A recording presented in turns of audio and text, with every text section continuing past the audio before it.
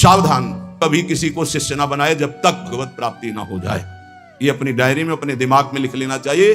बहुत हाथ जोड़े पैर छुए तो नाम जपो, चल दूरी बना के रहो, आंख मत दो, किसी को संग मत दो, किसी काम के नहीं हो।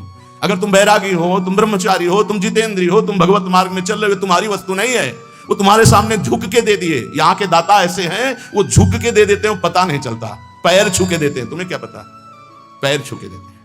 भाई जी महाराज चरण छू रहे हैं, राधा बाबा को चरण छूते छूते दे दिया।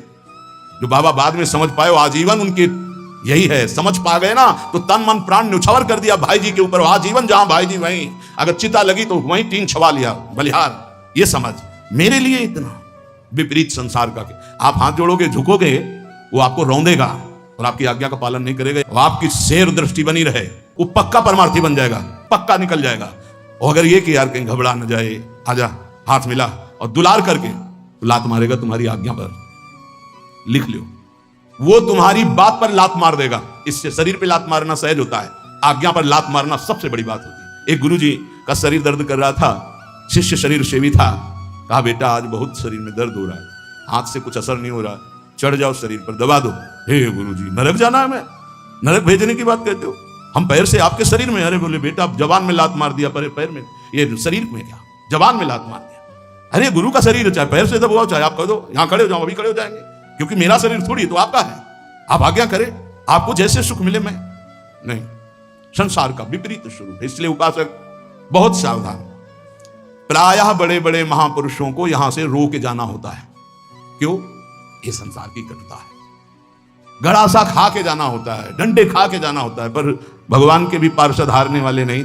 तुम पीटोगे वो तुम्हें परम पद प्रदान करेंगे।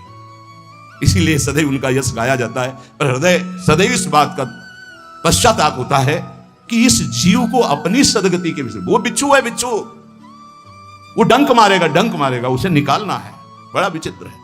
फिर ये लगता है कैसे कैसे जीव है, उनको सतमार्ग के लिए प्रेरित करो, उनको सतमार्ग की व्यवस्था करो, उनको सतमार्ग जीवन का जो धरोहर है दे दो, पर वो लाठी मारेंगे, वो अवहेलना ही करेंगे। कैसे कैसे कल्याण हो, कैसे परम मंगल हो, वो इस विचार में है, और उनको लगता है मैं कुछ हूं, इसी से पतन हो जाता है।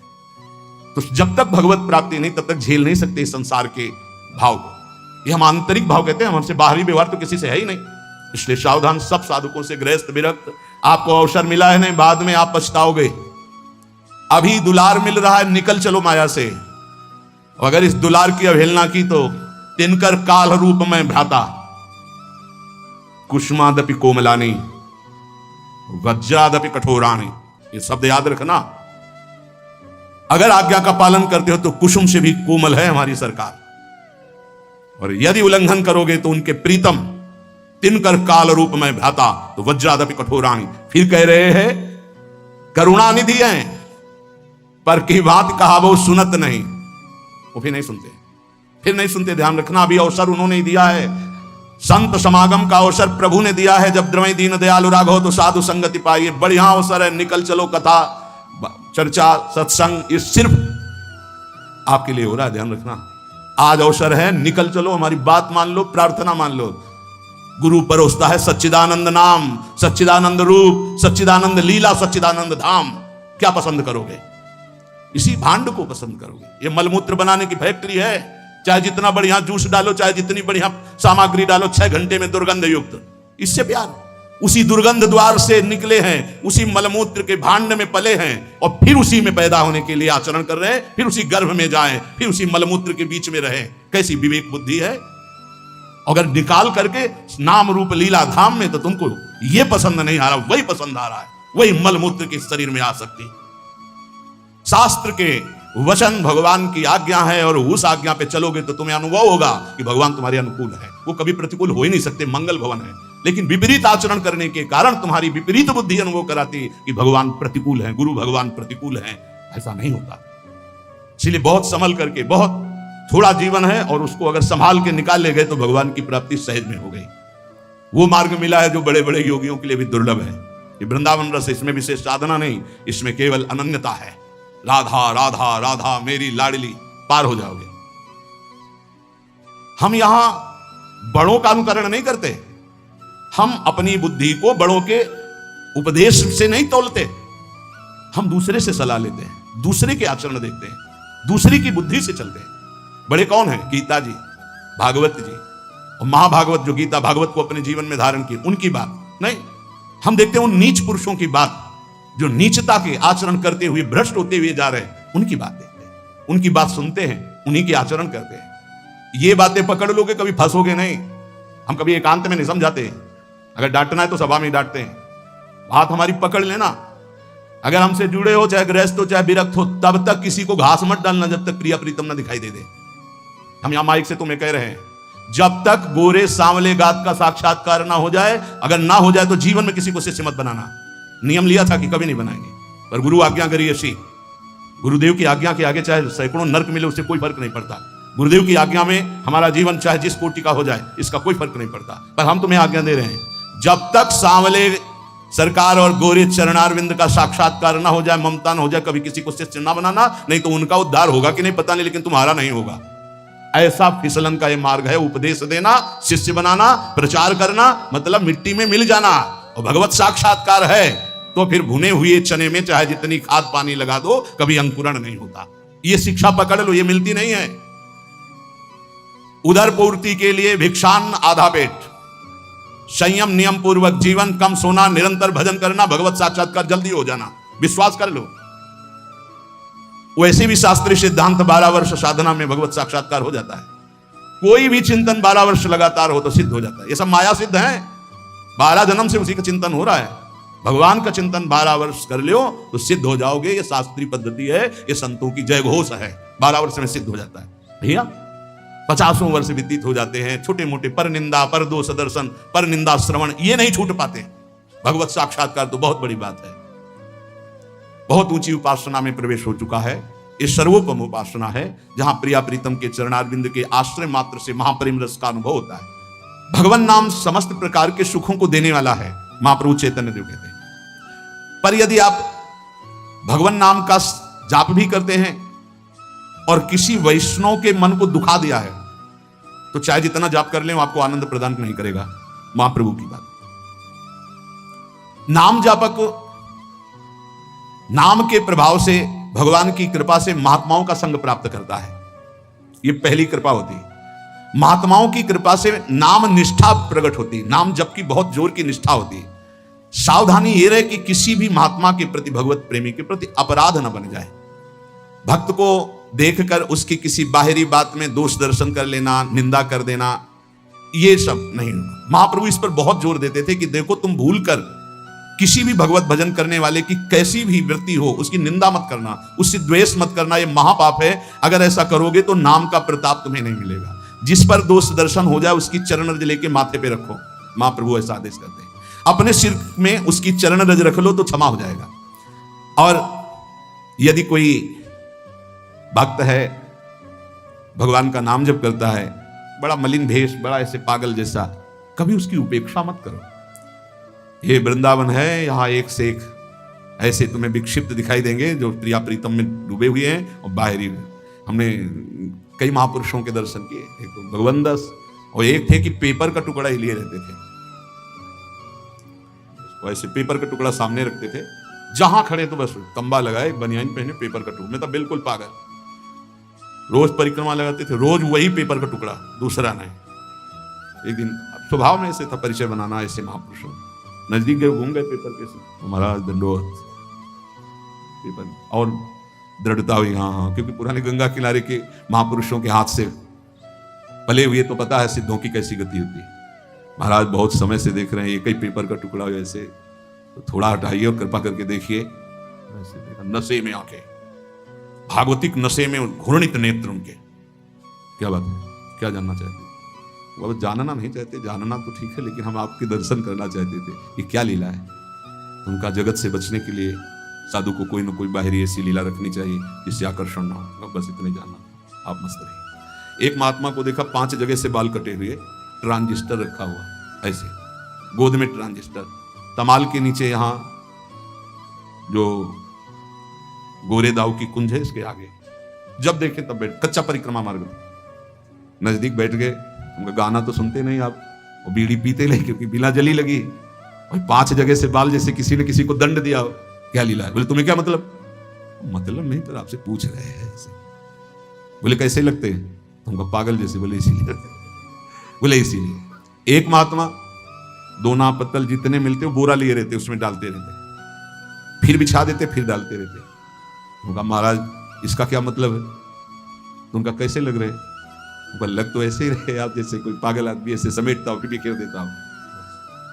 हर चेष्टाएं महात्माओं की बाहरी पुरुष पकड़ ना पावे, उनकी बाहरी पुरुष पकड़ ना पावे, और स्थिति निरंतर। जब एक दिन उन महात्मा को सोच में पड़े हुए देखा जो बोरा वाले, तो हम तो उनका दूर रहना, दूर। उनका क्यों महाराज जी? दवा लेना अति अनिवार्य है, आपकी हालत खराब। का प्रारब्ध भोग क्षय हो रहा है, दूर जाओ। बात भी मत करो प्रियता की, दूर जाओ। एक बोरा, एक लंगोटी और हाफने कर क्या पहुंचानोगे? कैसे जालोगे? ये वृंदावन है, बहुत होश में।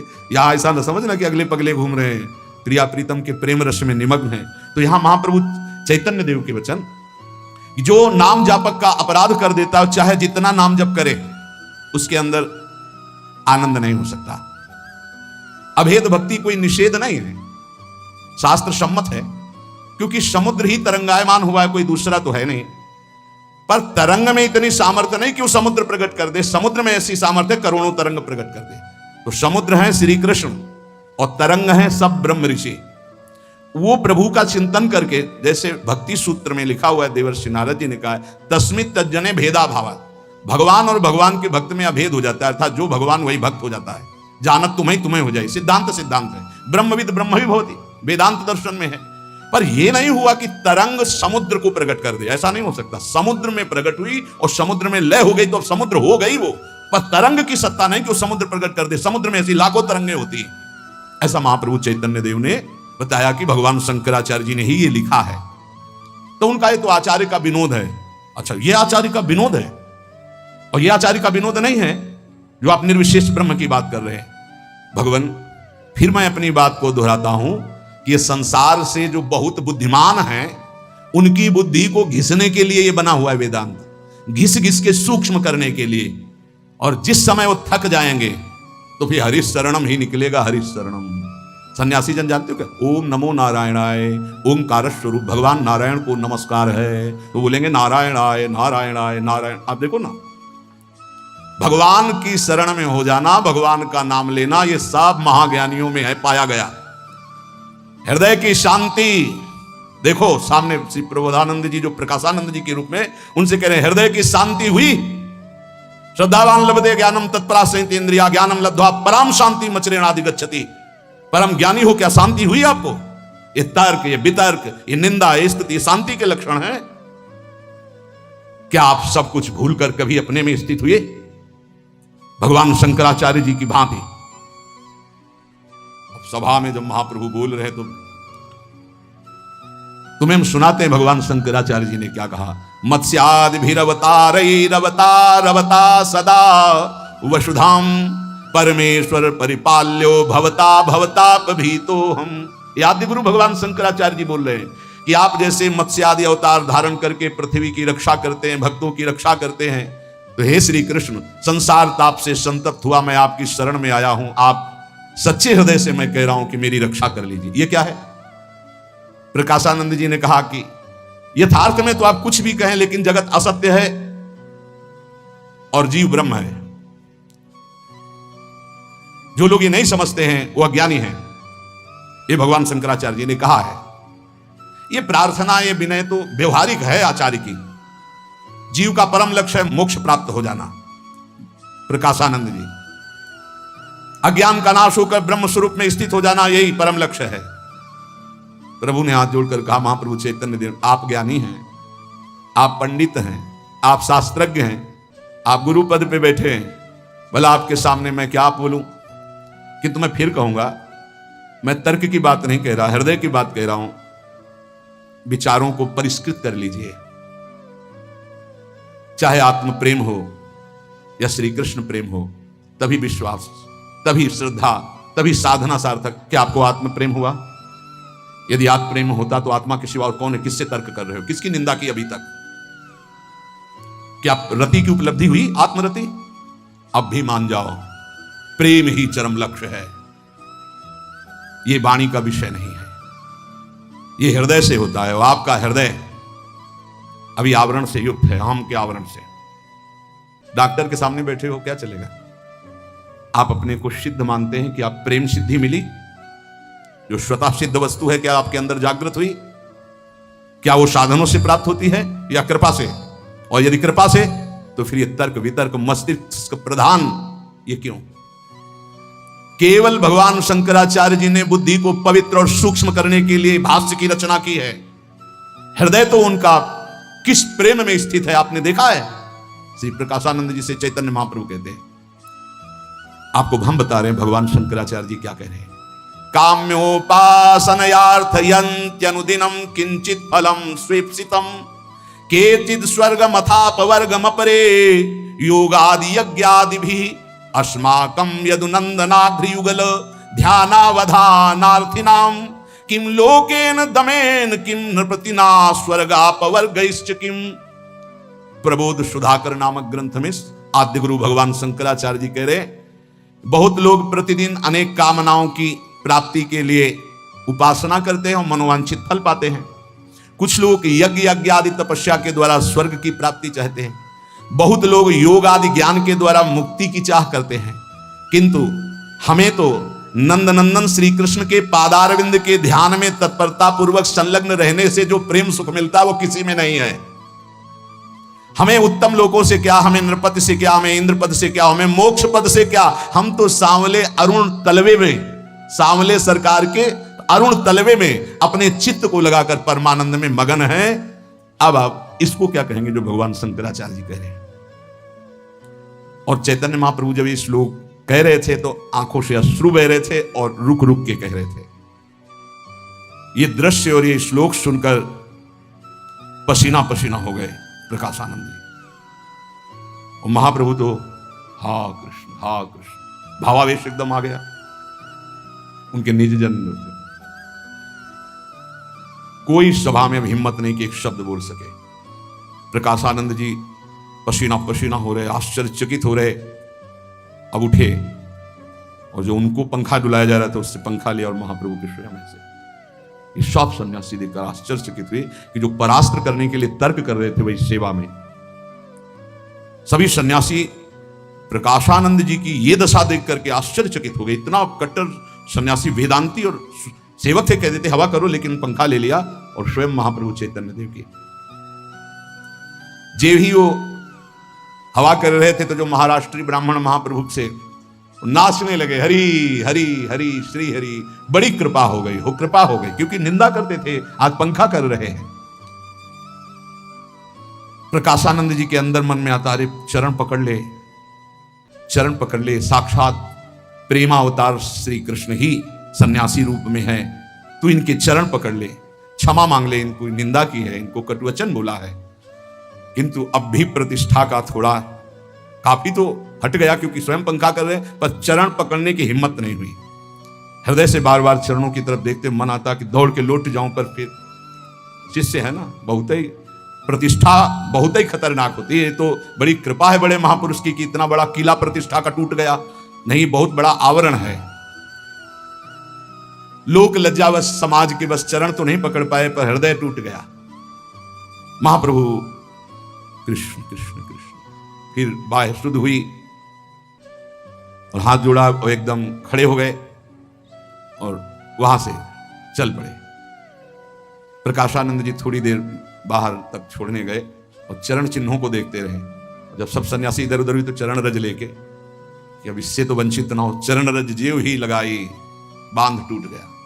अंदर गए और कमरा बंद कर लिया मठ का और रोने लगे, हे श्री कृष्ण हम पर कब कृपा होगी, ये कब हमारा ज्ञानाभिमान प्रतिष्ठा कब हमारी ये नष्ट होगी। प्रभु मुझे निकालो इस प्रतिष्ठा और ज्ञानाभिमान से। गौरांग महादेव दो हैं, गौरांग महाप्रभु और महादेव स्वरूप मानो हरिहर का आज स्वरूप प्रकाशित हो गया।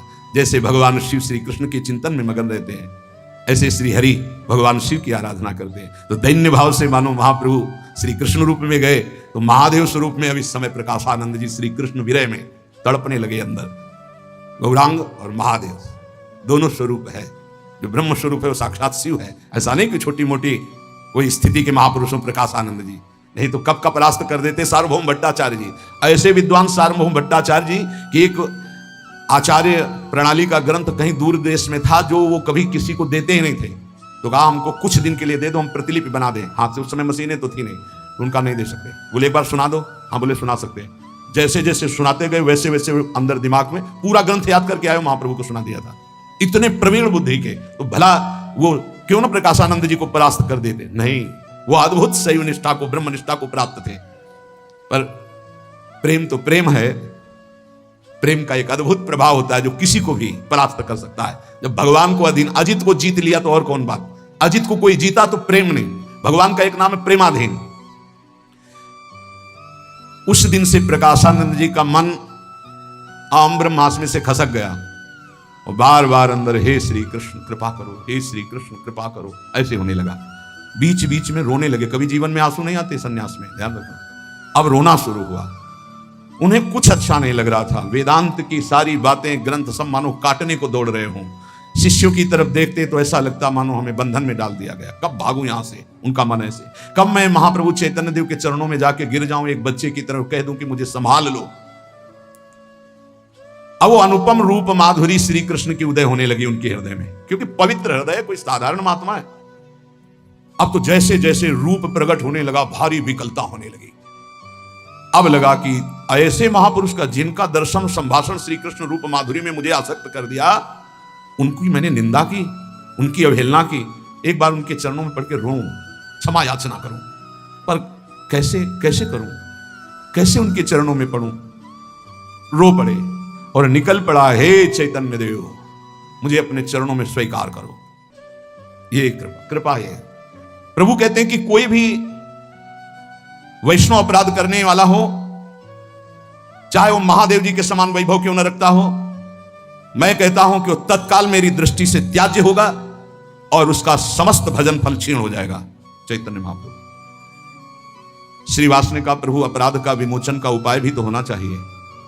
अगर अपराध बन जाए, प्रभु ने कहा जिसके प्रति अपराध हुआ है उसकी चरण धूलि माथे पे रख के उससे प्रार्थना की जाए और वो वैष्णव क्षमा कर दे, तभी क्षमा होता है, अन्यथा वैष्णव अपराध क्षमा ही नहीं होता। ये बात बड़ी भयावह है और इसे ध्रुवदास जी ने भी सिद्धांत विचार लीला में 42 लीला में कहा है कि भक्तन के अपराध सो डरपत रहो। ये अपराध ऐसो है कि वज्र की लीक है, इसके मिटाने का कोई उपाय नहीं। वही वैष्णव क्षमा कर दे तो क्षमा कर दे। समर्थ होते हुए भी हरिराम व्यास जी असमर्थ हो गए, केवल जरा सा वैष्णव अपराध। समर्थ होते हुए भी रूप गोस्वामी जी की लीलांतर ध्यान हो गई। एक वैष्णव को व्यर्थ में कल्पना से उसे दुख हो गया। वहां कोई दुख की देने की संभावना नहीं, वो लीला में हंस रहे हैं। और वो लंगड़े थे तो उन्होंने समझा मुझे देख के हंस रहे हैं, बस इसी बात से लीला का अंतर ध्यान हो जाना। तो आप महाप्रभु चैतन्य देव की जो महिमा, जो उनके भक्तों की, उनके पार्षदों के आप चरित्र सुने, उसका चिंतन करें। और आखिरी बात महाप्रभु की कि चाहे जितना कोई नाम जापक हो, यदि वैष्णव अपराध करेगा तो चाहे महादेव जी के समान ज्ञान और वैभव हो, वो नष्ट हो जाएगा। इसलिए श्रीपाद ने भी यहाँ वर्णन किया बार बार कि धाम में रहते हुए धामी जनों का कोई अपराध न बने, कोई नाम जापक का अपराध न बने। तो जैसे भी हो, जितना भी नाम जप करते हो, प्रभु हमारे बड़े कृपालु, आपकी आध्यात्मिक उन्नति होगी, आप सुखपूर्वक जीवन व्यतीत करेंगे, आप सुखपूर्वक भगवत धाम की यात्रा करेंगे। इसलिए नाम जपते हुए, सबके चरणों में प्रणाम करते हुए सावधानी पूर्वक जीवन व्यतीत करें। जो संतों के उपदेश हैं वो केवल तुम्हारे मंगल के लिए हैं। जो संतों का प्यार दुलार है केवल हरि की कृपा से मिलता है। तुम्हारे में कोई सद्गुण नहीं कि तुम्हें कोई प्यार कर रहा है, ये हरि की कृपा है। ऐसा सोचकर रो कि हमें संत प्यार करते, हमें गुरुजन प्यार करते। कौन यहां सब स्वार्थ से आसक्त कोई प्यार किसी को करता है? वासना का खेल कोई प्यार है? संत गुरुजन शास्त्र सम्मत जो तुम्हारे को उपदेश करते हैं, इसे प्यार समझो। तुम्हें जो डांट लगती, जो तुम्हारा तिरस्कार होता है, इसे प्यार समझो।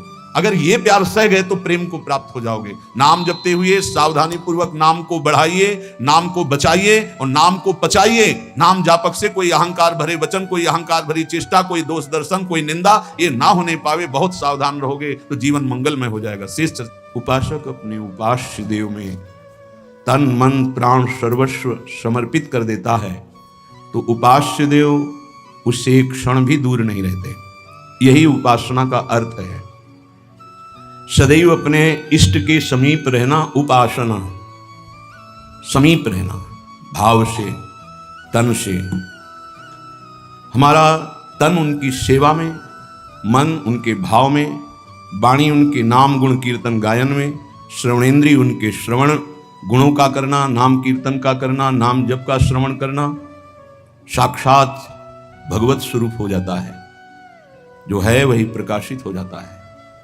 ये भटकना इसी जन्म में सुधर सकता है, पशु पक्षी आदि योनियों में नहीं।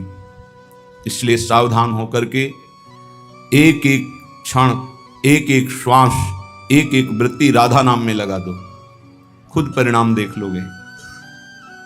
श्री कृष्ण चंद्रजू को कोई अपनी तपस्या के द्वारा, यज्ञ दान वेदाध्ययन तीर्थ स्नान आदि के द्वारा कभी वशीभूत नहीं कर सकता। और निश्चित किया हुआ मूल्य राधा नाम है, जो राधा राधा राधा वो प्रभु को अधीन कर लेता है। कुछ माफी मांगने की जरूरत ही नहीं पड़ती प्रभु से। अनुल्लिख्या अनंता नपि तदपराधान मधुपतिर महाप्रेमा विष्टस्तव परम देयम विंशति तवैकम श्री राधे गृणत ई नामामृत रसम महिम्नः कह सीमाम स्पृशति तौदास्यैक मनसाम। जो राधा राधा राधा ऐसा उच्चारण करते हैं, प्रभु उनके अनंत अपराधों का लेखा जोखा ही नहीं करते। श्री जी के नाम की ऐसी महिमा है, फिर जो श्री जी के चरण दास्ता में अपने जीवन को लगा दिए, उनको क्या मिलता होगा। किसी की सामर्थ्य नहीं कि कोई इसका वर्णन कर सके कि जिस कृपा सिंधु की एक कृपा कोर से दुरंत राक्षस भाव को प्राप्त भी परम पद के अधिकारी हुए, वही कृपा समुद्र का सार रूप हमारी लाडली जू, उनकी कृपा को कौन जान सकता है। जैसे प्रभु श्री कृष्ण चंद्रजू को रिझाने के लिए एकमात्र उपाय है अनन्यता, ऐसे प्रियाजू को रिझाने के लिए एकमात्र उपाय है दैन्यता। श्री जी के हो के अत्यंत दैन्य हो जाओ तो अवगुण करे समुद्र सम गणत नापनो जानी। ये मेरा जन है, बस इस बात से हम जीत जाते हैं। श्री जी के चरणारविंद में अपनापन हुआ कि हम जीत गए। अवगुण करे समुद्र सम, समुद्र के समान यदि अपराध बन जाए तो मेरी लाडली जो मानती ही नहीं कि अपराध हुआ है। पर ये अनन्यता, ये दैन्यता बिना रसिक महापुरुषों का सेवन किए नहीं आ सकती, और बिना वृंदावन के रसिक जनों का संग नहीं मिल सकता।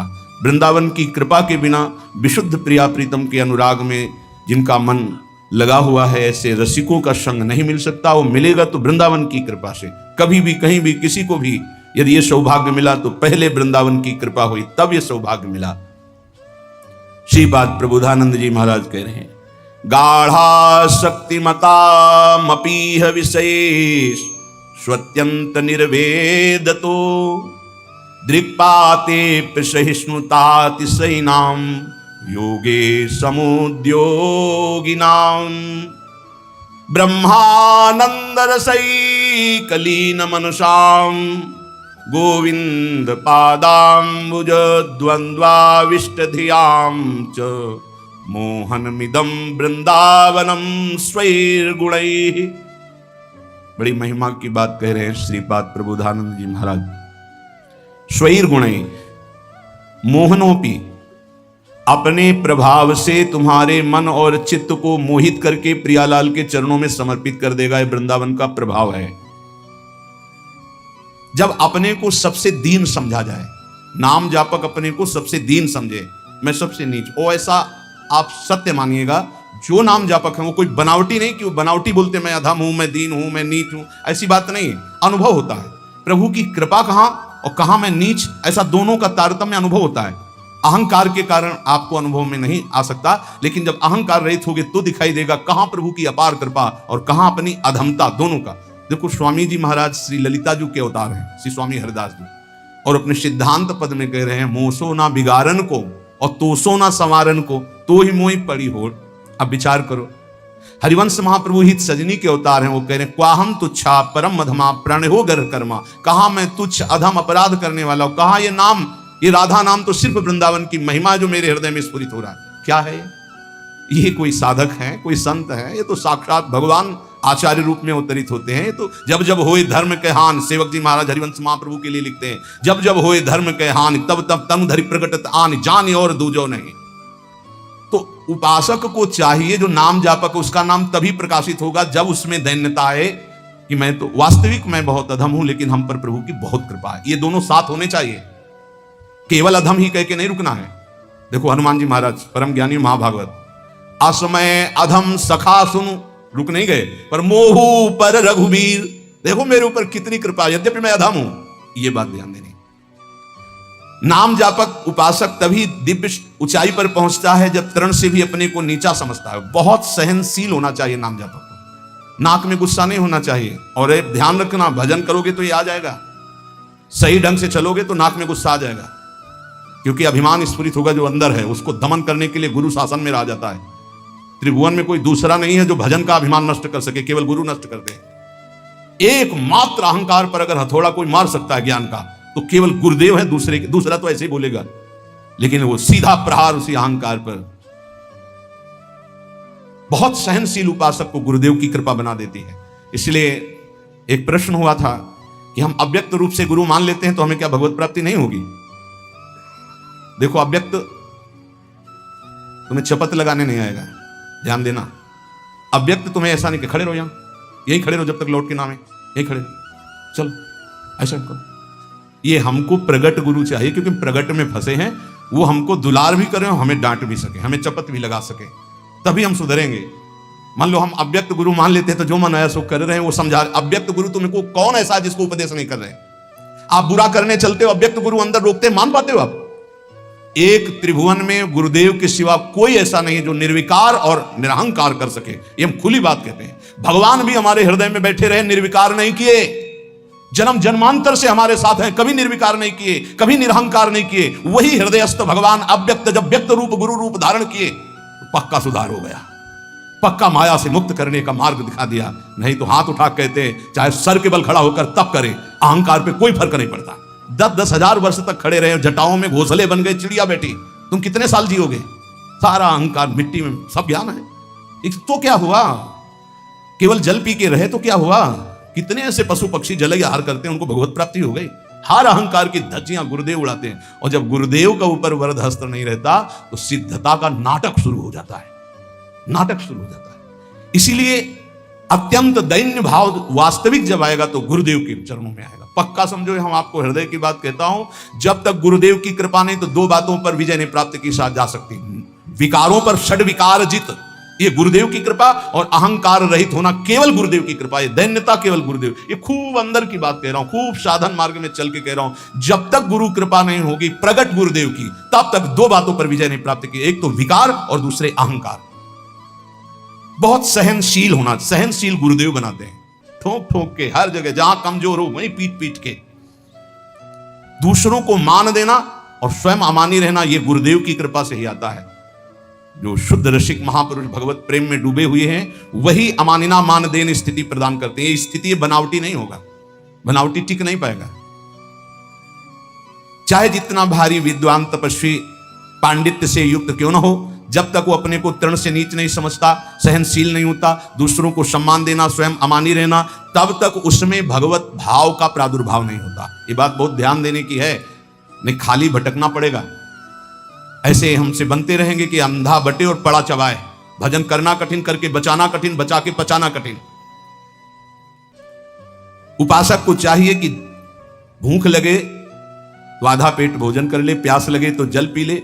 जो विरक्त है उसे सदैव अपने साधन पथ को पुष्ट करते रहना चाहिए, अपने भजन, अपने साधन, अपना संयम, अपना ब्रह्मचर्य। कलयुग में सरल, सहज, महामहिम, परम सिद्धि प्रदान करने वाला नाम है, नाम। एक बहुत बड़े विद्वान थे, महाप्रभु चैतन्य देव नाम जी की महिमा वर्णन कर रहे थे, तो उसने कहा ये सब हम नहीं मानते, ये शास्त्रों में अर्थवाद कहा गया है। अर्थवाद कहते हैं कि फल स्तुति का वर्णन है, ऐसा वस्तुता नहीं है। इतना सुनते ही महाप्रभु ने कानों को ऐसे उंगली से बंद किया और कहा कृष्ण कृष्ण कृष्ण कृष्ण कृष्ण, श्री हरि श्री हरि श्री हरि श्री हरि। कितनी बड़ी पाप की बात कह दी और हमने सुन लिया। अरे नाम की तो निंदा कर दिया, सुनने मात्र से पाप लगता है। चलो सब चलो, वस्त्र सहित गंगा स्नान करो। इस अपराधी के मुख से नाम की ऐसी अवहेलना सुनने के कारण हम सब अपवित्र हो गए। महाप्रभु सब के सब वस्त्र सहित सचेल, सचेल में कहते हैं कि वस्त्र सहित, वैसे ही गंगा स्नान किया।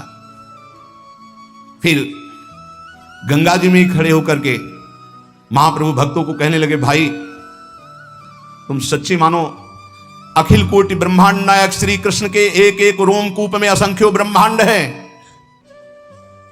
उन श्री कृष्ण को अधीन करने की सामर्थ्य श्री कृष्ण का नाम रखता है। मैं गंगा में खड़े होकर कहता हूं, पक्का पक्का। ये विद्वता भी बहुत कभी कभी भगवान से विमुख कर देती है।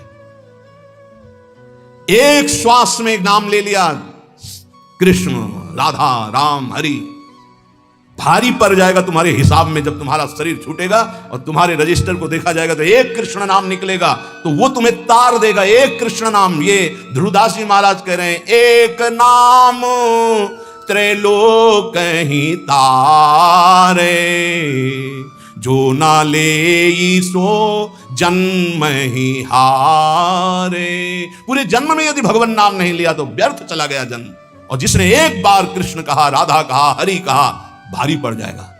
यमराज जी महाभागवत हैं, एक नाम की कीमत क्या है? पूरा त्रिभुवन नहीं है, वो विजय को प्राप्त होगा। असंख्य ब्रह्मांडों के स्वामी अजित को जो जीत ले वो है नाम। कोई योग के द्वारा उनको वशीभूत नहीं कर सकता, तपस्या के द्वारा नहीं करता, तत्वों की संख्या की गणना करके सांख्य योग के द्वारा उनको वशीभूत नहीं कर सकता। अगर कोई आज तक वशीभूत किया है तो नाम जापक ने किया है।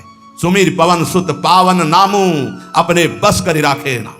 ये नामापराध में 10 नामापराध में एक अपराध है नाम में अर्थवाद की भावना करना। इसलिए जो भक्ति विहीन, उनकी कभी बातें नहीं सुननी चाहिए। बड़े बड़े मंत्रों का जाप, तपस्या, पूजा पाठ, यज्ञ, दान, अनुष्ठान, कोई भी नाम की बराबरी नहीं कर सकता। गंगा में खड़े होकर महाप्रभु चैतन्य देव कह रहे हैं, स्वयं भगवान श्री कृष्ण चंद्रजू कह रहे हैं, न साध्यति माम योगो न सांख्यम धर्म उद्धव न स्वाध्याय तपस्त्यागो यथा भक्तिर ममोर्जिता। भक्ति का स्वरूप क्या है? देवर्षि नारद तदर्पिता अखिलाचारिता तदस्मरणेन परम व्याकुल तेज। हर समय भगवान का स्मरण करते हुए अपने कर्तव्य कर्म को भगवान को समर्पित करना, यह उत्तम भक्ति का लक्षण है। और यही मनुष्य जीवन का परम लाभ है कि प्रभु के चरणों में प्रीति हो जाए। यही ज्ञान का, योग का, धर्म का, कर्म का, सबका फल है। अगर ये नहीं तो बड़ी दुर्गति है। एक बड़ा पशु चलने में असमर्थ, उसके गुदा द्वार से पीछे से कई नोच नोच के उसे खा रहे हैं, और वो केवल चिल्ला रहा है, ना भाग पा रहा है, कोई बचाने वाला नहीं। साहब ऐसे जिंदा पीछे से नोचे। अब जब तक उसके प्राण रहेंगे, कितना भयानक कष्ट पा रहा है। थोड़ा थोड़ा नोच नोच कर खा रहे। विशाल पशु है, भैंसा उठ नहीं सकता, अब उसे खा रहे हैं। जितना छक जाएगा पेट वो चला जाएगा, दूसरा आएगा खाएगा वो चला जाएगा, जब तक उसके प्राण नहीं निकलेंगे। भयंकर कष्ट पा रहा है। ये प्रत्यक्ष यहां की दशा है। नरक आदि की तो कितनी उद्धार कर लो मानव जीवन में, ये मनोरंजन के लिए नहीं है। बहुत भयावह संसार है जिसे तुम देख नहीं पा रहे हो। जलत ज्वालम सीते स्वपदम करंदई समयतु, ये जलती हुई ज्वाला है। बचना है तो स्वपदम करंदई समयतु, प्रिया प्रीतम के चरणारविंद की शीतलता से इन तीनों तापों का दमन करके प्रिया प्रीतम को प्राप्त कर लो, अन्यथा कोई उपाय नहीं। मनुष्य शरीर छूटा के धोखा ही धोखा। क्या तुम समझते हो अविनाशी हो तुम? ये तो नहीं समझ पाए तुम अविनाशी हो। तुम तो देह भाव में विचरण करते हुए भोगों में राजी हो, तो तुम्हें देह ही मिलेंगे, लेकिन ये देह नहीं मिलेगी। बार बार ये देह नहीं मिलती। रसिक शिरोमणि श्री ध्रुवदास जी महाराज कह रहे हैं, बार बार तो बनत नहीं यह संजोग अनूप, मानुष तन वृंदा विपिन रसिकन संग विरूप। बहुत बढ़िया अवसर है, अभिमान न करो, प्रार्थना मान लो। ये जो महापुरुषों की वाणी, संतों की वाणी है, ये आपके परम मंगल के लिए है। ये किसी स्वार्थ से युक्त नहीं है। ये तुम्हारे परमार्थ को, परम अर्थ, परम सुख प्रदान करने वाली है। कोई कितना भी तुम्हारी निंदा करे, क्षमा शस्त्रम करे यस्य दुर्जना किम करिष्यति, अतृणे पतितो वन्ही स्वयमेवोप शाम्यति। वैष्णव के पास एक महान अस्त्र है जिससे वो दूसरों को परास्त करता है।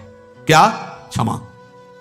ध्यान देना, ये वो अस्त्र है जो सांप से भी भारी है। उमा क्षमा सापहु ते भारी, अपने कर्म जाय अपकारी तुम्हें। क्षमा शस्त्रम करे यस्य दुर्जना किम करिष्यति, क्षमा रूपी शस्त्र का प्रहार करो, अर्थात क्षमा कर दो। दुर्जन लोग तुम्हारा बिगाड़ नहीं सकते क्योंकि भगवान है।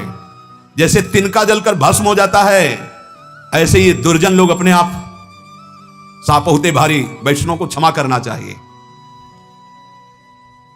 कहते हैं कि जैसे छात्र क्लास में पढ़ता है, जब उसकी क्लास बदलने का समय आता है तो उसकी परीक्षा होती है, ऐसे साधु वैष्णव की परीक्षा होती है। क्या परीक्षा होती?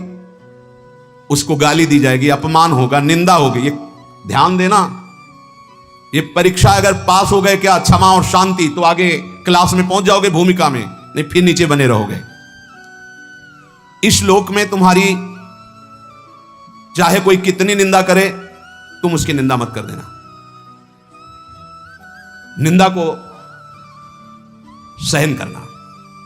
निंदा दो प्रकार की होती है, एक अपवाद और एक प्रवाद। महाप्रभु चैतन्य देव, अगर बुरा काम तुमने किया और फिर उसकी निंदा हो रही है तो ठीक हो रही है, तुम्हें बचना चाहिए, उसमें भी तुम्हें नाराज होने की जरूरत नहीं।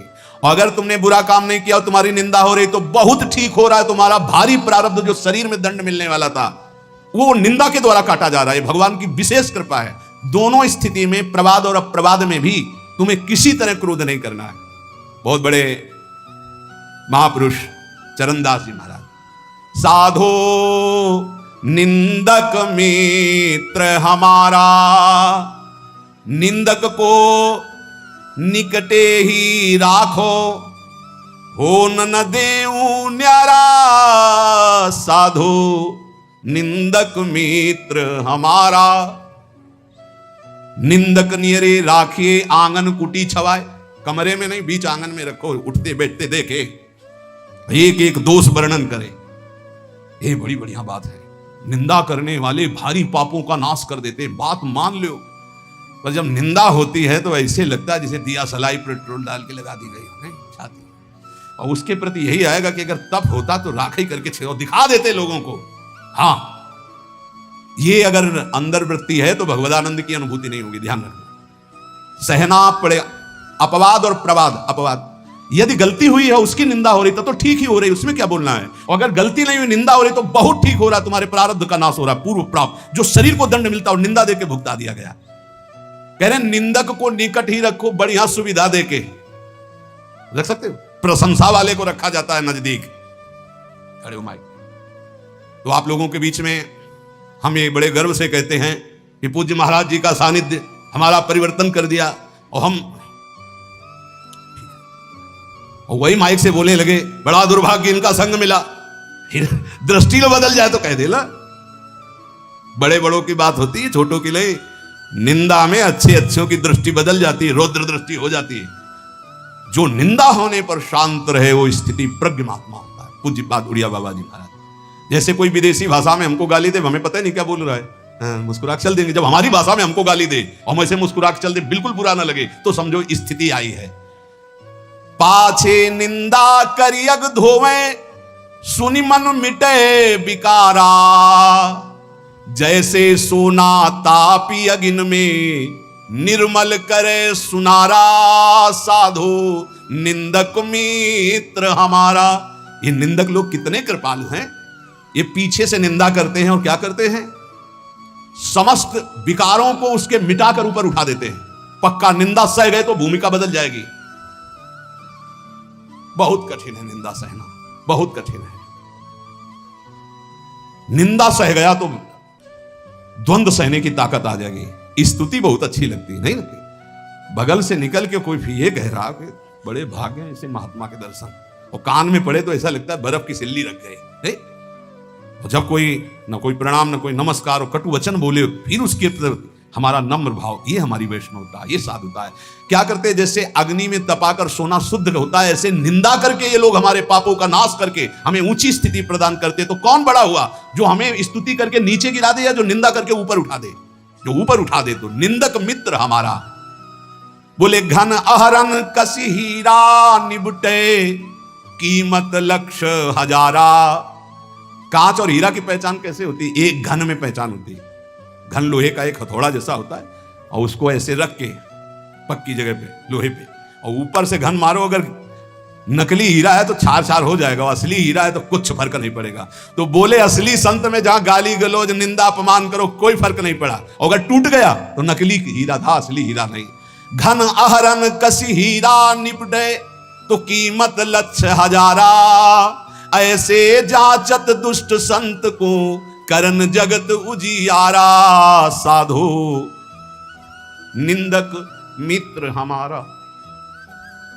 ये भगवान से मिलाने वाले बनते हैं, निंदा करने वाले। ये दुष्ट जन जो निंदा करते हैं, ये हमें भगवत प्राप्ति कराते हैं। इनके चरणों में कोटि कोटि प्रणाम। इस संसार में फंसने नहीं देते, छोटी सी छोटी गलती सामने रख करके हमको भगवान से मिला देते हैं, हमारे पापों का नाश कर देते हैं, हमारी बाधाओं का नाश कर देते हैं। जोग यज्ञ जप पाप कटन ही तू करे सकल संसारा, और बिन करनी मम करम कठिन सब मेटे निंदक प्यारा। कितनी बढ़िया बात। बड़ी बड़ी साधनाओं से पाप नष्ट करने का प्रयास किया जाता है, लेकिन निंदक, हम कुछ प्रयास भी नहीं कर रहे, हमारे सारे पाप नष्ट कर रहा है निंदा करके। कितना प्यारा मित्र है। बिन करनी मम करम कठिन सब मेटे निंदक प्यारा, सुखी रहो। ये कोई संत ही बोल सकते हैं, ये केवल संत हृदय बोल सकता है। सुखी रहो निंदक जग माही, रोग न हो तन सारा, हमारी निंदा करने वाला उतरे भव निधि पारा। ये कोई महात्मा ही बोल सकता है, दूसरे की ताकत ही नहीं। कह रहे हैं निंदक सुखी रहो, इस लोक में तुम्हारे शरीर में कोई रोग ना हो, और मेरी निंदा करने वाला परलोक में भगवान को प्राप्त हो। ये मेरा आशीर्वाद है। क्या संत है, क्या इनका हृदय कौन जान सकता है। सुखी रहो निंदक जग माही, रोग न हो तन सारा, हमारी निंदा करने वाला उतरे भव निधि पारा, साधो निंदक मित्र हमारा। निंदा जो कर रहे हैं, निंदक के चरणों की स्तुति भाखों बारंबारा, चरणदास कहे सुनियो साधु, ये निंदक साधक भारा। ये निंदा करने वाले भगवान की प्राप्ति कराने में बड़े सहायक हैं। हे साधु, कभी इनकी निंदा मत करना, जो तुम्हारी निंदा करे तुम सह जाना, तुम्हें भगवत प्राप्ति करा देंगे, पक्की बात।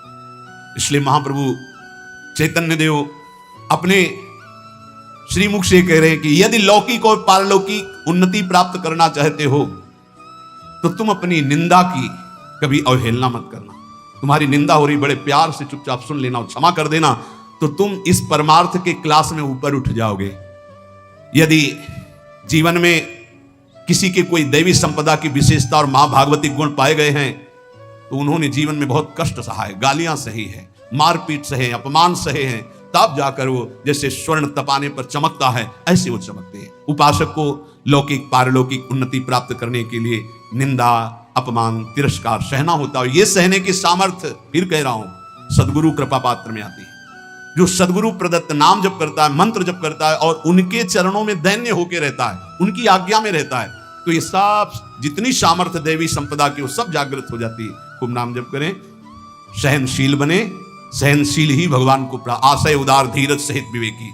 सहनशील, आशय उदार, धीरज सहित विवेकी, ये परमार्थ का विजयी योद्धा होता है। धैर्यवान, विवेकवान, सहनशील, उदार आशय, सबका देखो कितना उदार आशय।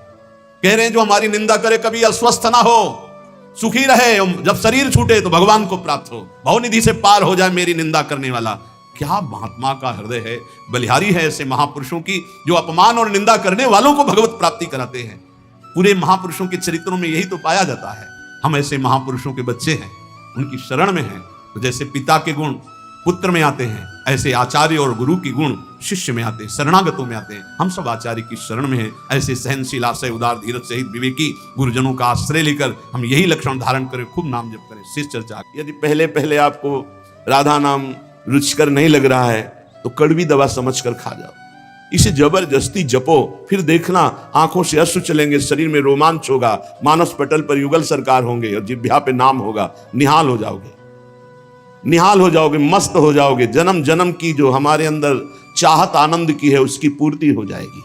श्रीपाद प्रबोधानंद जी महाराज, गूढ़ो श्यामा विशारांग ढंगारादिभिरान्विताम राधा प्रीत्यनुकंपादि प्रबद्ध प्रेम विह्वलम।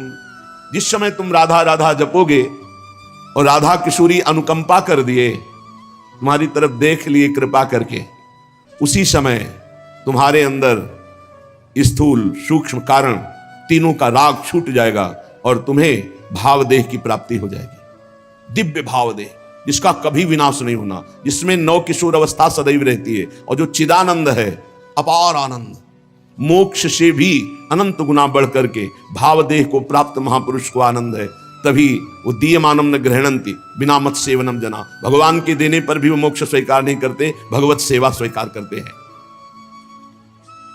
श्री प्रियालाल की सेवा सामग्री, हर समय उसी का चिंतन, किस समय कैसे सेवा पहुंचानी है, कैसे सुख पहुंचाना है। अत्यंत प्रेम विवल होकर भावदेह को प्राप्त होकर के सखियां विविध प्रकार की श्रृंगार आदि सामग्री को संजोती रहती है और श्री जी को सुख पहुंचाती रहती है। ये कहां से मिला? बोले राधा प्रीत्यानुकंपादि। जब वो खूब राधा नाम जपा तो राधा नाम से प्रीति हो गई, तो राधा किशोरी की अनुकंपा हुई और दिव्य भाव देह की उसे प्राप्ति हो गई।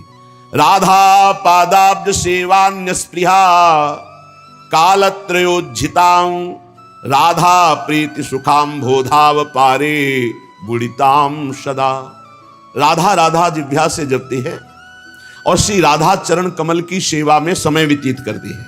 कोई भी जिनके अंदर इच्छा नहीं रह गई, वासना नहीं रह गई, वो अपार प्रीति सुख में डूबी हुई राधा सहचरी पद को प्राप्त होती है। चाहे वो पुरुष शरीर हो चाहे स्त्री शरीर हो, ये पोशाक है। आंतरिक सच्चिदानंद वो देह को प्राप्त होता है, भाव देह को। राधा पादाब्ज सेवान्य स्पृहा, अन्य कोई इच्छा नहीं। ये बड़े भाग्यशाली जन हैं जो थोड़ी भी सेवा स्वीकार किए हैं। एक गृहस्थ जो नौकरी करता है, उसने प्रश्न किया कि हम आठों पहर अष्टयाम सेवा नहीं कर सकते क्योंकि हमें ऑफिस जाना होता है, और अष्टयाम सेवा का बड़ा महत्व सुनते हैं तो बहुत हृदय में जलन होती कि मेरा जीवन व्यर्थ जा रहा है। मैं प्रातः सेवा करता हूँ श्रृंगार तक, और फिर शायम आकर के सेवा करके शयन करा देता हूँ। बीच की सेवा हमसे नहीं हो पाती क्योंकि हम ऑफिस की सेवा में रहते हैं। ऑफिस में भी सेवा हो सकती है। 5 मिनट का समय मिले, तत्काल राजभोग लगाइए, वहीं ऑफिस में बैठे बैठे भाव में अपने घर के ठाकुर का ध्यान कीजिए। आपको सच्चिदानंद और विग्रह का ध्यान नहीं हो रहा, इतनी अभी पवित्रता नहीं आई, तो जो कुटिया में आपके ठाकुर जी विराजमान, उनका तो ध्यान कर सकते हो। उनका ध्यान किया, सामने थाल में सुंदर सुंदर भोग सामग्री, फुल्का, दाल, सब्जी, कढ़ी, चावल, ये अमुक अमुक पदार्थ, सुंदर निर्मल स्वादिष्ट जल, पवार है, 5 मिनट में पवा दिया, आचमन करा दिया, हो गई सेवा। कुछ प्रगट सेवा और कुछ मानसिक सेवा, इस तरह से आप अष्टयाम सेवा कर सकते हैं। 5 मिनट में आप एक सेवा, एक पैर की सेवा कर सकते हैं। हमारी स्वामिनी जो भाव स्वीकार करती है और वो भाव सेवा कही जाती है। जो मानसिक है वो भाव सेवा कही जाती है। कोई भी हो भाव सेवा कर सकते हो, बिना पैसे के कर सकते हो, बिना सहयोग के कर सकते हो। आराम से आप खड़े खड़े भोग लगा सकते हो। आपको बैठने का समय नहीं तो खड़े खड़े चलते चलते भोग लगा सकते हो। आप क्रिया करते हुए भोग लगा सकते हो। आप अपने मन को एकाग्र करें, प्रियालाल के चरणों में अर्पित थोड़ी थोड़ी देर में सेवा समर्पित कर सकते हो। अब श्री जी को थोड़ा मीठा, लड्डू, बर्फी स्वर्ण की कटोरी में अर्पित कर रहे हैं। अपने हाथ से प्रियालाल को पवा रहे हैं। शीतल जल पिलाया, रुमाल से मुख पोंछ दिया, पान की बीटी का पवा दी। ये कितना बड़ा कार्य हो गया, और ये 2 मिनट में हो गया। 1 पैसा नहीं लगा, किसी का सहयोग नहीं, कोई जान भी नहीं पाया। तो जो भगवत सेवा में शरीर से 8 पहर लगे हैं, उनकी तो भाग्य की क्या सराहना। लेकिन जो गृहस्थी में है, 8 पहर सेवा नहीं कर सकते हैं, तो वो मानसिक कर सकते हैं। प्रातः काल से लेकर सायंकाल शयन सेवा तक जो सेवा प्रगट में हो पावे सो ठीक, नहीं तो मानसिक सेवा कर दीजिए। राधा पादाब्ज सेवा निस्पृहा। तपस्या भजन साधना करने वाले का फल मिलता है, लेकिन सेवा करने वाला स्वामी को अधीन कर लेता है। शब्द याद रखना। प्रियालाल उसके अधीन हो जाते हैं जो प्रियालाल की सेवा करता है। भजन कहते हैं सेवा को। राई के सम भजन को मानत मेरु समान। थोड़ी सी भी सेवा को हमारी लाडली जो सुमेरु पर्वत के समान मान लेती है। बड़ी करुणामयी है। और लालजू जो अधीन है ना, वो सेवा से ही अधीन है। देखो ना, राधा प्यारी तेरे नयन सलोल, तय निज भजन, तय निज भजन, कनक तन जोबन, लियो मनोहर मोल। राधा प्यारी तेरे नयन सलोल। प्यारी जू, आपने ऐसी सेवा की कि लालजू को अधीन कर लिया। गान नृत्य जो भी श्रृंगार करती वो प्रीतम के लिए करती, सर्वस्व प्रीतम के लिए। तो प्रीतम अपना सर्वस्व देकर होए अधीन, संग ही संग डोले। यही हमें करना है प्रगट में और मानसिक में। मानसिक में क्या पैसा लगता है? बड़े सुंदर जूही की माला तैयार की, प्रियालाल के गले पर पधराई। बड़े सुंदर कमलों के फूल गादी बिछा दी, 1 पैसा नहीं लग रहा। बड़े सुंदर को समझिए, उपासना भाव का क्षेत्र है। भावोत्सवेन भजताम रस काम धेनुम तम राधिका चरण रेणु महामिस्मरामि। भाव के आप खुद परिणाम देखेंगे। प्रगट सेवा और भाव की सेवा में बहुत बड़ा अंतर है। प्रगट सेवा हम कर रहे हैं, मन हमारा कहीं और है, लेकिन जब हम भाव सेवा करते हैं तो मन को लगना ही होता है, क्योंकि बिना मन के वो सेवा होगी नहीं। उसका नाम ही मानसिक सेवा है। 5 मिनट 24 घंटे में प्रत्येक शरीरधारी को मानसिक सेवा करनी चाहिए। क्या जाता है, अपने घर के जो ठाकुर है उन्हीं पर भाव करके मानसिक सेवा कीजिए। राधा पादाब्ज सेवा न्याय स्पृहा। परिणाम क्या आया?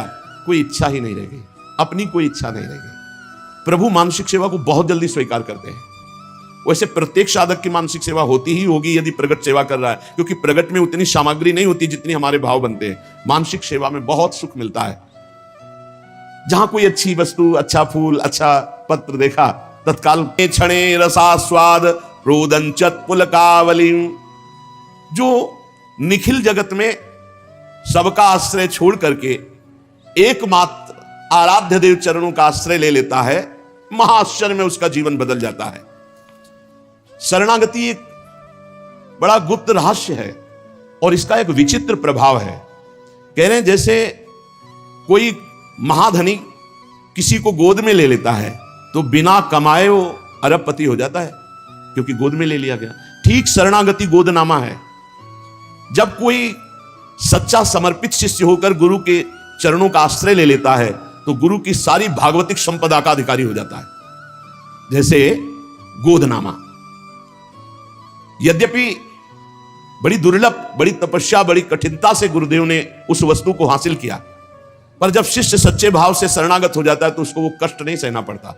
वो संपत्ति का अधिकारी ऐसे हो जाता है जैसे गोदनामे में संपत्ति का अधिकारी बिना कमाए हो गया। भीतरी भाव जब हमारा प्रभु के प्रति ऐसा हो जाता है कि हे प्रभु, मेरे में कोई सामर्थ्य नहीं, मैं आपकी शरण में हूं, भीतरी भाव की बात है, उसी क्षण वो भगवान की समस्त दैवी संपदा का अधिकारी बन गया। सारे पाप नष्ट हो गए, वो निर्भय हो गया, निशंक हो गया, निशोक हो गया, निश्चिंत हो गया। कोई चिंता नहीं, कोई शोक नहीं, कोई भय नहीं। जो जाको शरणों गहे ता कहां ता की लाज, उल्टे जल मछली चले बहो जात गजराज। बड़ी प्रबल जल की धारा जो हाथी को भी बहा दे तो मछली जल का आश्रय लिए वो मछली उसी उल्टी धारा में चढ़ जाएगी, उसका रोक नहीं होगा। बोले ऐसे ही कोई चाहे जितना असमर्थ हो, भगवान की शरण में हो गया तो जो दुरंत माया है वो उसको पार कर जाएगा। मामे वे प्रपद्यन्ते माया में ताम तरंती थे। छोटी सी मछली बड़े वेग वाले जल प्रवाह को चीरती हुई सीधा उल्टा चढ़ जाएगी, लेकिन उसी के सामने गजराज बह कर जाएगा। गजराज को बहा देगी लेकिन छोटी सी मछली को नहीं। क्यों? क्योंकि मछली जल से प्यार करती, मछली जल में है, वो उसका जीवन है। ऐसे जिसका जीवन भगवान है, जिसने अपने जीवन को भगवान की शरण में, तो दैवी हेषा गुणमयी मम माया दुरत्या, बड़े बड़ों को बहा दे। दैवी हेषा गुणमयी मम माया दुरत्या शिव विरंचिका मोहई को है बपुराद। लेकिन वो तृणादपि सुनी चेन स्वभाव वाला साधक ऐसे चीरता हुआ माया को चला जाएगा, जैसे हाथी बह जाता है, पर मछली छोटी सी उस प्रबल धारा को चीरती हुई आगे बढ़ जाती है। भगवान की शरण होने पर भक्त के लिए माया हर द्वार खोल देती है, निकल जाओ, परम स्वतंत्रता दे देती है। भक्त को कहीं भी चिंता नहीं होती, कैसे निर्वाह होगा, मरने के बाद हमारा कल्याण होगा कि नहीं, परिवार का पालन होगा कि नहीं, ये होगा कि नहीं, वो होगा कि नहीं, ये सब चिंताएं खत्म हो जाती। भगवान है। चिंता दीन दयाल को मोह मन सदा आनंद, जायो सो प्रतिपाल सी रामदास गोविंद। जिसने शरण में लिया है, जिसने अपनाया है, वो वही पार करेगा। मेरे मन में तो सदा आनंद बना रहता है। मेरी चिंता दीनदयाल को है, मैं अपनी चिंता नहीं करता। मोह मन सदा आनंद, मेरा मन तो अब आनंदित रहता है क्योंकि दीनदयाल प्रभु मेरे स्वामी हैं। भगवान के समान कोई सृष्टि में नहीं है, फिर हम किसका आश्रय लें? और जो ये बात नहीं समझते वही परेशान हो रहे हैं। ना तत्समोस विधिका, तुमसे अधिक कौन हो सकता है जब समान नहीं कोई। त्रिलोकी में भगवान के समान केवल भगवान ही है, तो भगवान से फिर अधिक जब अधिका, आपसे अधिक कौन हो सकता है? इसलिए जो चतुर भाग्यशाली है मनुष्य, वो भगवान की शरण में हो जाते हैं। क्या बाकी रह जाएगा जब भगवान आपके पक्ष में है? मुफ्त में कल्याण हो जाएगा। अरे कुछ नहीं करना, कल्याण के लिए कुछ नहीं करना। प्रेम के लिए हम नाम जप करते हैं, कल्याण के लिए कुछ नहीं करना, केवल भगवान के आश्रित हो जाना है। भगवान का आश्रय नहीं हम ले पा रहे, इसीलिए हमको ये साधन में लगाया जा रहा है कि असाधन छोड़ो, राग छोड़ो। नहीं, कुछ नहीं करना, आप सच्ची मान लो, जैसे हो वैसे भगवान को प्राप्त हो जाओगे। केवल शरणागति अंदर से स्वीकार कर ले, पर शरणागति का रहस्य समझना है। मेरे में कोई बल नहीं है, मेरे प्रभु ही मेरा बल है। और जब हम प्रभु का आश्रय लेते हैं तो स्वाभाविक चिंतन प्रभु का चलता है। जीत गए, मुफ्त में कल्याण हो गया और भगवान का साथ निरंतर मिलेगा। ये साधक को कल्याण क्यों कठिन लगता है, भगवत प्राप्ति क्यों कठिन लगती है? बहुत ध्यान से सुनना, बड़ी मस्ती का मार्ग है शरणागति। इसमें बाधक है अहंकार, अभिमान, मेरा कुछ है और मैं कुछ हूं। ये चीज भगवत शरणागति नहीं होने देती, केवल बातें शरणागति की होती हैं। मेरा कुछ है और मैं कुछ हूं। अच्छा, मैं कुछ हूं क्या हो? आप सोचो तुम क्या कर सकते हो? तुम अपना बुरा कर सकते हो, बस हम पक्की बात कहते हैं। तुम कुछ कर सकते हो तो अपना बुरा कर सकते हो, भला तो नहीं कर सकते। अगर तुम्हारा भला होगा तो तुम्हारे पीछे किसी का हाथ होगा, या तो किसी महापुरुष का या भगवान की करुणा का, कृपा का। अन्यथा तुम कुछ भी कर सकते हो तो अपना बुरा कर सकते हो। क्या? वैभव बढ़ा सकते हो, मान प्रतिष्ठा, ये सब आपका बुरा ही होगा। भगवत प्राप्ति के मार्ग में तुम्हारे को ढकने के लिए अहंकार बढ़ता चला जाएगा। मैं कुछ हूं, मेरा कुछ है, यही शरणागति नहीं होने दे रहा। शरणागति पूर्ण भगवत प्राप्ति है। मैं कुछ हूं, मेरा कुछ है, यही शरणागति नहीं होने दे रहा। मैं कुछ कर सकता हूं, इस बात का अभिमान बाधक है। धन्य है वो उपासक जो गुरु की शरणागति से अभिमान का नाश कर दिया। अभिमान रहित तो होकर जब भगवान की शरण में जाता है तो जैसे नींद अपने आप आ जाती है। नींद लेने के लिए कोई परिश्रम नहीं करना पड़ता। ऐसे ही भगवान की शरणागति होते ही परमानंद के लिए कोई परिश्रम नहीं करना पड़ता। जैसे यहां करें नींद लेने के लिए परिश्रम नहीं, ऐसे समाधि या भगवत भाव में डूबने के लिए कोई श्रम परिश्रम नहीं, अपने आप आगे समझ जाओगे जब शरणागत हो जाओगे। स्वाभाविक निश्चिंतता आ जाती है, निर्भयता आ जाती है, उसको कुछ करना नहीं पड़ता। इससे बढ़िया शास्त्रों में और कोई साधन नहीं, सर्वोपरि साधन शरणागत का। हमारी चिंता भगवान करे, हम क्यों करें? हमारा तो काम है केवल भगवत शरणागत, भगवत चिंतन। जैसे छोटा सा बालक निश्चिंत खेलता रहता है, जहां मन आया वहां जैसे क्रिया, जैसा ये चिंता मां को करनी है कि उसका मल साफ करना है, उसको पवाना है भोजन, उसको कपड़ा पहनाना है, उसको, ये मां की चिंता है। ऐसे ही मेरे प्रभु की चिंता है कि इसे निर्मल बनाना है, इसे उच्च साधन देना है, इसे, बस हम तो शरणागत हैं, अंदर की बात। लेकिन एक बात ध्यान रखना, अगर सयाने बन करके कपड़ा में लघुशंका कर दोगे तो थप्पड़ भी लगेगा। छोटा बालक मां की गोद में लघुशंका कर देता है तो दुलार कर दिए, लघुशंका कर दिया। अगर बड़ा कर दे तो थप्पड़ मार, तुझे तमीज नहीं कि बाथरूम कहां है, यहां कर दिया। हम ये छोटे बालक की हो रही असमर्थ जो भगवान की शरण में, और अपने को जो मैं कुछ हूं और मेरा कुछ है, ये सयाने हैं, थप्पड़िया जाएंगे। अगर अधर्म आचरण, शास्त्र विरुद्ध आचरण, तो फिर ये नहीं होगा कि मैं शरणागत हूं, मैं निश्चिंत हूं, ऐसा नहीं होगा। नहीं, तय बालक नहीं भरे सयान, काहे कृष्ण भजत नहीं नीके, फिर छड़ी चलेगी, फिर पिटाई हो जाएगी। छोटा तृणादपि सुनी चैन, छोटा बल जाए बहुत आनंद है।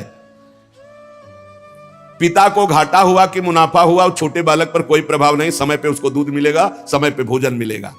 बिल्कुल ऐसे शरणागत का निर्वाह करो, सदा तेन कह रखवारी, जिम बालक राखे महतारी। बालक बनना कठिन है, बहुत चतुर सयाने हैं लोग। शरणागति को गीताजू सर्वोपरि बता रही है।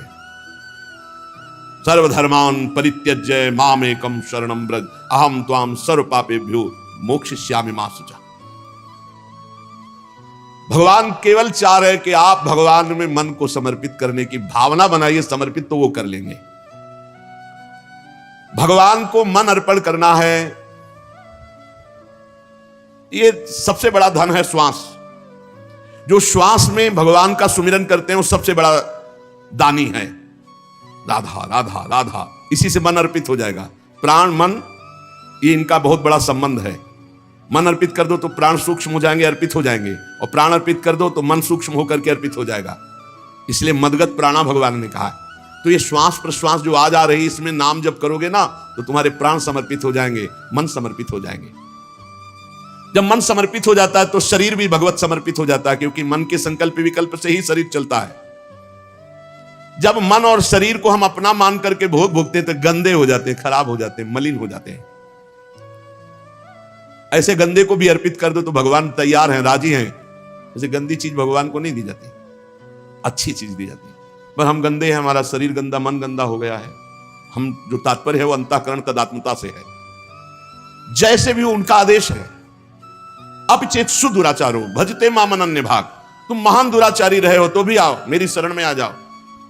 जो नर होए चराचर द्रोही, आवे सभय शरण तक मोही। आ जाओ, उभय भांति ते या न हो, हर्ष कह कृपा निकेत। दोनों स्थिति में तुम्हें शरणागति के लिए छूट है। यदि पवित्र भाव से आ रहे हो तो, यदि छली कपटी पापी हो तो भी तुम्हारे लिए आओ, रखियो ताई प्राण की नाई। तुम्हें प्राण की तरह में रखूं। मेरे भगवान का वचन याद कर लो, जो सभी आवा सरनाई, रखियो ताई प्राण की नाई।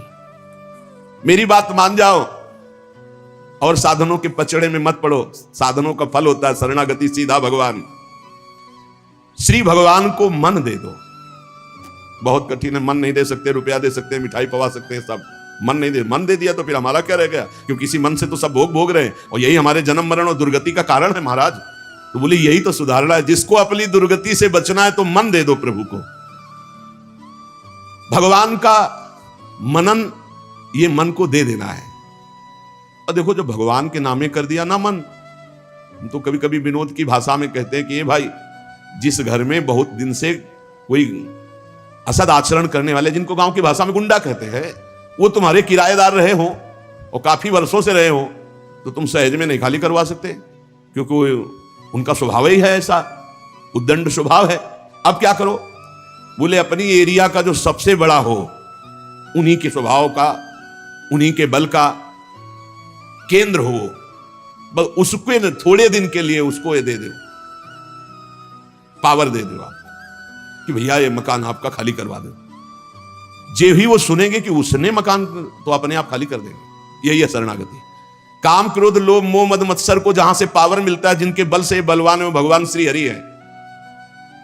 यहां हमारे घर में इन गुंडों का अधिकार हो गया। अधर्माचरण कराने वाले काम क्रोध लोभ मोह मद मत्सर, ये हमारे कहने से नहीं खाली कर रहे। एक काम चले जाओ तो थपड़िया के हमको गिरा देते हैं, नहीं जाते। क्या करे? हरि शरणम। ये तन मन प्राण सब हरि को दे दिए, बिना भगाए भाग जाएंगे, पक्का समझ लो। शरणागति का प्रभाव बहुत प्रबल है। शरणागति में भगवान प्यारे लगने लगते हैं, अच्छे लगने लगते हैं, भगवान का नाम मीठा लगने लगता है, तब समझो कि शरणागति हुई। आपको श्री जी से कितना प्यार है आप नहीं पहचान सकते, लेकिन कोई श्री जी के विषय में बोले फिर आपको कैसा लग रहा है? प्राण व्याकुल हो जाए, हृदय में आग लग जाए, तो इसका मतलब प्रीति है। ये इष्ट की प्रीति है जो तुम्हें व्याकुल कर दिया, तुम्हारे अंदर जो जलन पैदा कर दी। प्रभु प्यारे लगने लगे। कोई बोले महारानी जी की जय, हमारे माई श्यामा जी को राज, राधा किशोरी की जय, तो नेत्रों से देख के ऐसा क्या दे दूं इसको, क्या कर दूं इसको? जैसे अपने भाई, अपने मित्र, अपने माता पिता अच्छे लगते हैं, कम से कम इतना तो भगवान अच्छे लगने लगे। तो ये जब खूब सत्संग सुनोगे, भगवान की लीला कथा सुनोगे, नाम जप करोगे तब, और फिर तो इतने अच्छे लगने लगते हैं कि इन सबका संबंध विस्मरण हो जाता है। भगवान को कहीं आना जाना नहीं हो, तुम्हारे मन में ही बैठे, तुम्हारे हृदय में ही बैठे, तुम्हारी एक एक बात समझ रहे हैं। भगवान की शरण होना बहुत बढ़िया, विश्वास पूर्वक भगवत प्राप्ति का मार्ग है। श्री भगवान कह रहे केवल नमस्कार मेरे को करते रहो तो तुम्हें भगवत प्राप्ति हो जाएगी। यदि आप नाम के अभ्यासी हैं तो आप जब करवट बदलते हैं, आपको चेतना युक्त वृत्ति में तो आप उस समय देखते हैं आपका नाम या मंत्र चल रहा है। अगर चल रहा है तो आपका अभ्यास ठीक है, यदि नहीं तो अभी आपका अभ्यास ठीक नहीं है। अगर नींद खुली तंद्रा में स्थित हैं तो नाम चल रहा है, मंत्र चल रहा है, आप जाग भी नहीं रहे, आप सो भी नहीं रहे। ये बहुत नामाभ्यास से ऐसी सुंदर स्थिति प्राप्त होती है कि आंसुओं से वस्त्र भींगे रहते हैं। कब रात निकल गई, कब दिन निकल गया, उपासक को पता ही नहीं चलता। वो नाम के उस परमानंद में डूबता है जिसकी चाह से हम अनंत जन्मों से भटक रहे हैं भोगों में, और वो किंचन मात्र नहीं है। भोरी सखी को तो ये प्राप्त है। ये अपने लोगों के लिए प्रार्थना कर रहे हैं कि हे लाडली जू, आपकी बलिहारी जाऊं, आप ऐसी कृपा कर दो कि जागते हुए सोते हुए स्वप्न में हर समय हमारे हृदय में स्फुरित होता रहे राधा राधा राधा। ही जिय रसना श्वास श्वास प्रति, आहा रोम रोम रट लाऊं राधा राधा राधा राधा।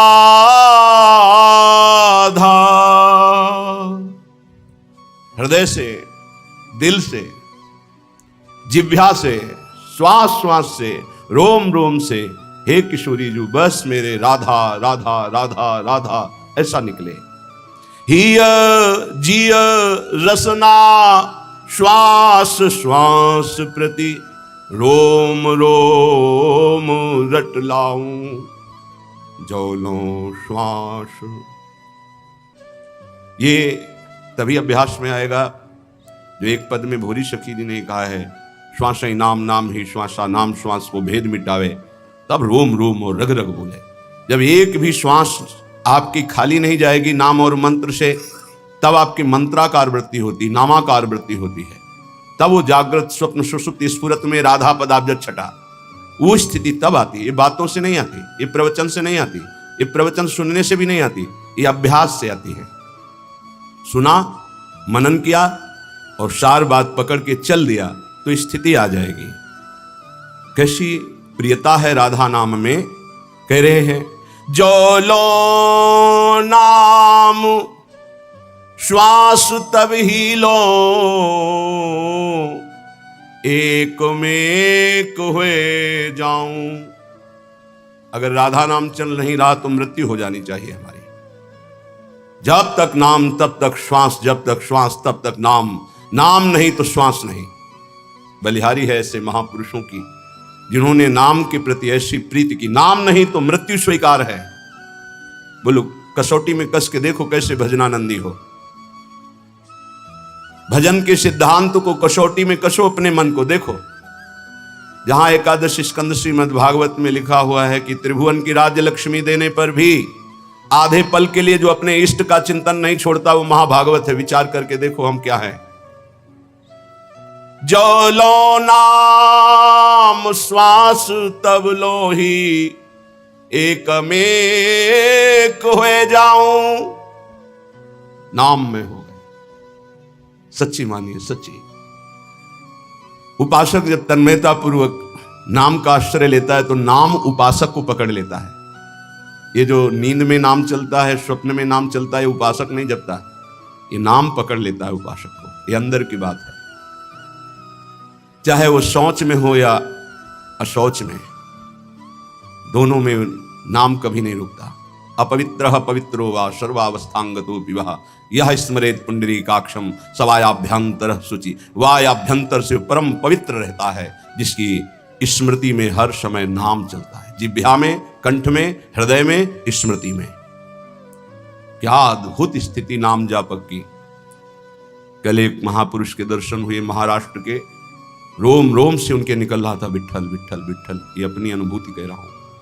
प्रश्न का उत्तर इधर दे रहे थे लेकिन आकर्षण हो रहा था, कोई है महाभागवत यहाँ। तो एकदम दृष्टि दौड़ी, देखा। उनका प्रश्न का उत्तर बाद में, पहले संभाषण करेंगे। हमारा सौभाग्य उदय हुआ। ऐसा लग रहा था साक्षात तुकाराम जी पधारे हैं। सच्ची कह रहे। कभी कभी लाडली जी की ऐसी विशेष महती कृपा होती कि ऐसे छुपे हुए महापुरुष कृपा करके दर्शन देते। जो उपाधि रहित है, उपाधि रहित होकर भगवान के वैभव की पूजा हो रही है तो बहुतायत है।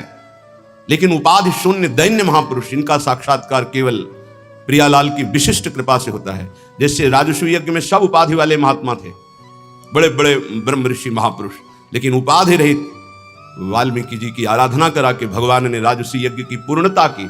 ऐसे महाभागवत सच्ची मानिए उनके रोम रोम से विट्ठल विट्ठल निकल रहा था। वो श्रवणेंद्रिय आपके पास नहीं, वो नेत्रेंद्रिय नहीं जिससे सुन सके। रोमांच हो रहा था। 2 घड़ी तो हमको संभलने में लगे अपने आपे में आने के। केवल ऐसा बार बार की ऐसी कृपा कैसे हो सकती मुझे धम पर कि ऐसे महापुरुष मुझे दर्शन दे सकते हैं। कोई नहीं जानता। वो ऐसे ही साधारण ऐसे बैठे हुए थे। रोम रोम से विट्ठल विट्ठल विट्ठल निकल रहा था। ये तभी होता है जब अभिमान लीन हो जाता है आराध्य देव में, तब रोम रोम रग रग में नाम स्वयं स्फुरित होता है। जनाबाई के कंडों से निकलता था विट्ठल विट्ठल विट्ठल। तुकाराम जी जहां चरण रख देते थे भूमि बोलती थी विट्ठल विट्ठल। ये रोम रोम से राधा राधा निकलने लगी। कोई आश्चर्य की बात नहीं है। जिस भूमि को छू दिया वो भूमि बोलती है। श्री स्वामी शरण जी महाराज हित धाम में थे।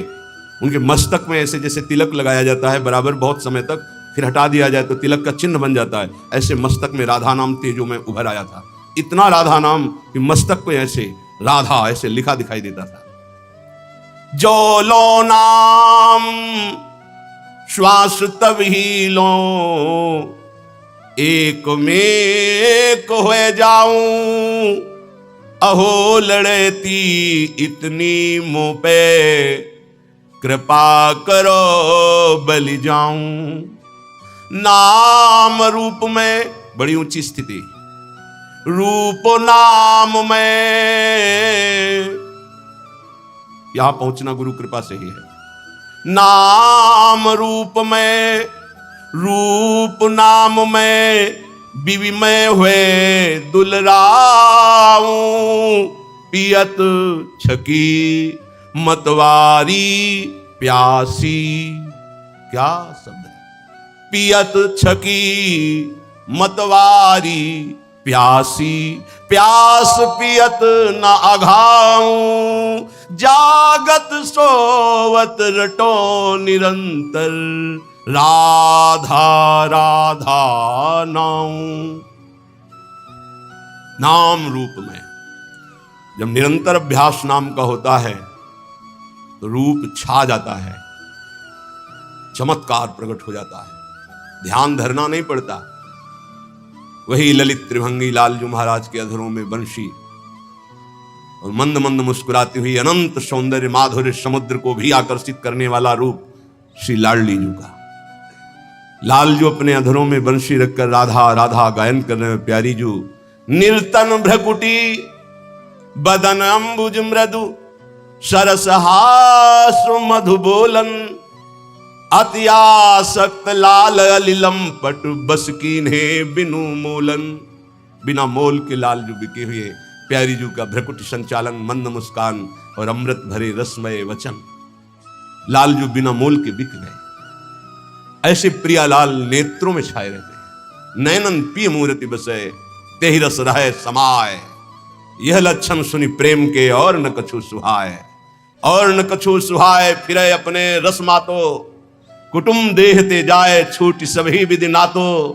जहां जहां पिय की बात सुने खोजत तीन गैनन। ओ अद्भुत स्थिति, मम भक्ति युक्तो भुवनम पुनात। ऐसा महाभागवत भुवन के भुवन को पावन करने की सामर्थ्य रखता है। नाम रूप में जितना नाम जप करोगे रूप झलकने लगेगा। और रूप नाम में, रूप का परिचय नाम से ही होता है। देखिए रूप नाम आधीना, अगर नाम नहीं तो परिचय नहीं मिलेगा। सामने रूप खड़ा हो, ये कौन है, बोले अमुक है, नाम परिचय कराता है रूप का। तो रूप नाम में, नाम रूप में, बीबी होए दुलराऊं। रूप में डूबा हुआ नाम जप कर रहा है, कभी नाम में एकाग्र बुद्धि करके रूप में डूबा हुआ है। नाम रूप, नाम रूप में, रूप नाम में, बीवी में हुए दुलराऊं, पियत छकी मतवारी प्यासी। कैसे कोई समझ पाएगा। पान करके प्रेमामृत का छका हुआ उपासक मस्त है, लेकिन प्यास बढ़ती चली जा रही है राधा नाम की, राधा रूप की, राधा चरणारविंद की सेवा की। और प्यास पियत ना घाऊं, निरंतर पान कर रहे फिर भी तृप्ति नहीं। अरबरात मिलवे को निस दिन मिले ही रहत, मनो कबहु मिले ना। जानी परे नहीं सांझ सवेरो, लाडली मेरी स्वामिनी। जानी परे नहीं सांझ सवेरो, ऐसो जन्म गवाऊं। श्रीहित बेगी ढरो भोरी पे, हुलसी हुलसी जस गाऊं। हुलसी हुलसी जस गाऊं। श्री राधा राधा नाऊं। अहो लड़ती इतनी मुंह पे, कृपा करो बलि जाऊं। हे प्रियाजू, ऐसे राधा नाम में डूब जाऊं कि सुबह हुई कि शाम हुई इसका पता ना चले। पूरा जीवन केवल राधा नाम की तन्मयता में व्यतीत हो। कृपा करो लाडली, हम पर द्रवित हो जाओ। श्रीहित बेगी डरो। हे प्रेम स्वरूपा प्रियाजू, द्रवित हो जाओ, दया कर दो कि मैं आनंद में उमगती हुई हर समय राधा नाम जप करूं और आपका यश गान करते हुए जीवन व्यतीत करूं।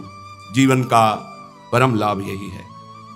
जिनकी बात करने मात्र से भव समुद्र छूट जाता है वो प्रिया प्रीतम है, अन्य बात नहीं। अन्य बात करोगे फंस जाओगे। तब सुख हरिवंश गुण नाम रसना रटत और बहुवचन अति दुखदानी। और कुछ बोले तो दुख में फंस जाओगे, निंदा स्तुति बन जाएगी। एकमात्र प्रिया प्रीतम की बात करो, उनका नाम जप करो, बहुत जोर का प्रेम प्रकाशित हो जाएगा हृदय में। दो ही बातों से, नाम जप और लीला गुण गायन श्रवण, इसी से प्रेम प्रकाशित होता है। श्रीपाद प्रबोधानंद जी महाराज कह रहे हैं,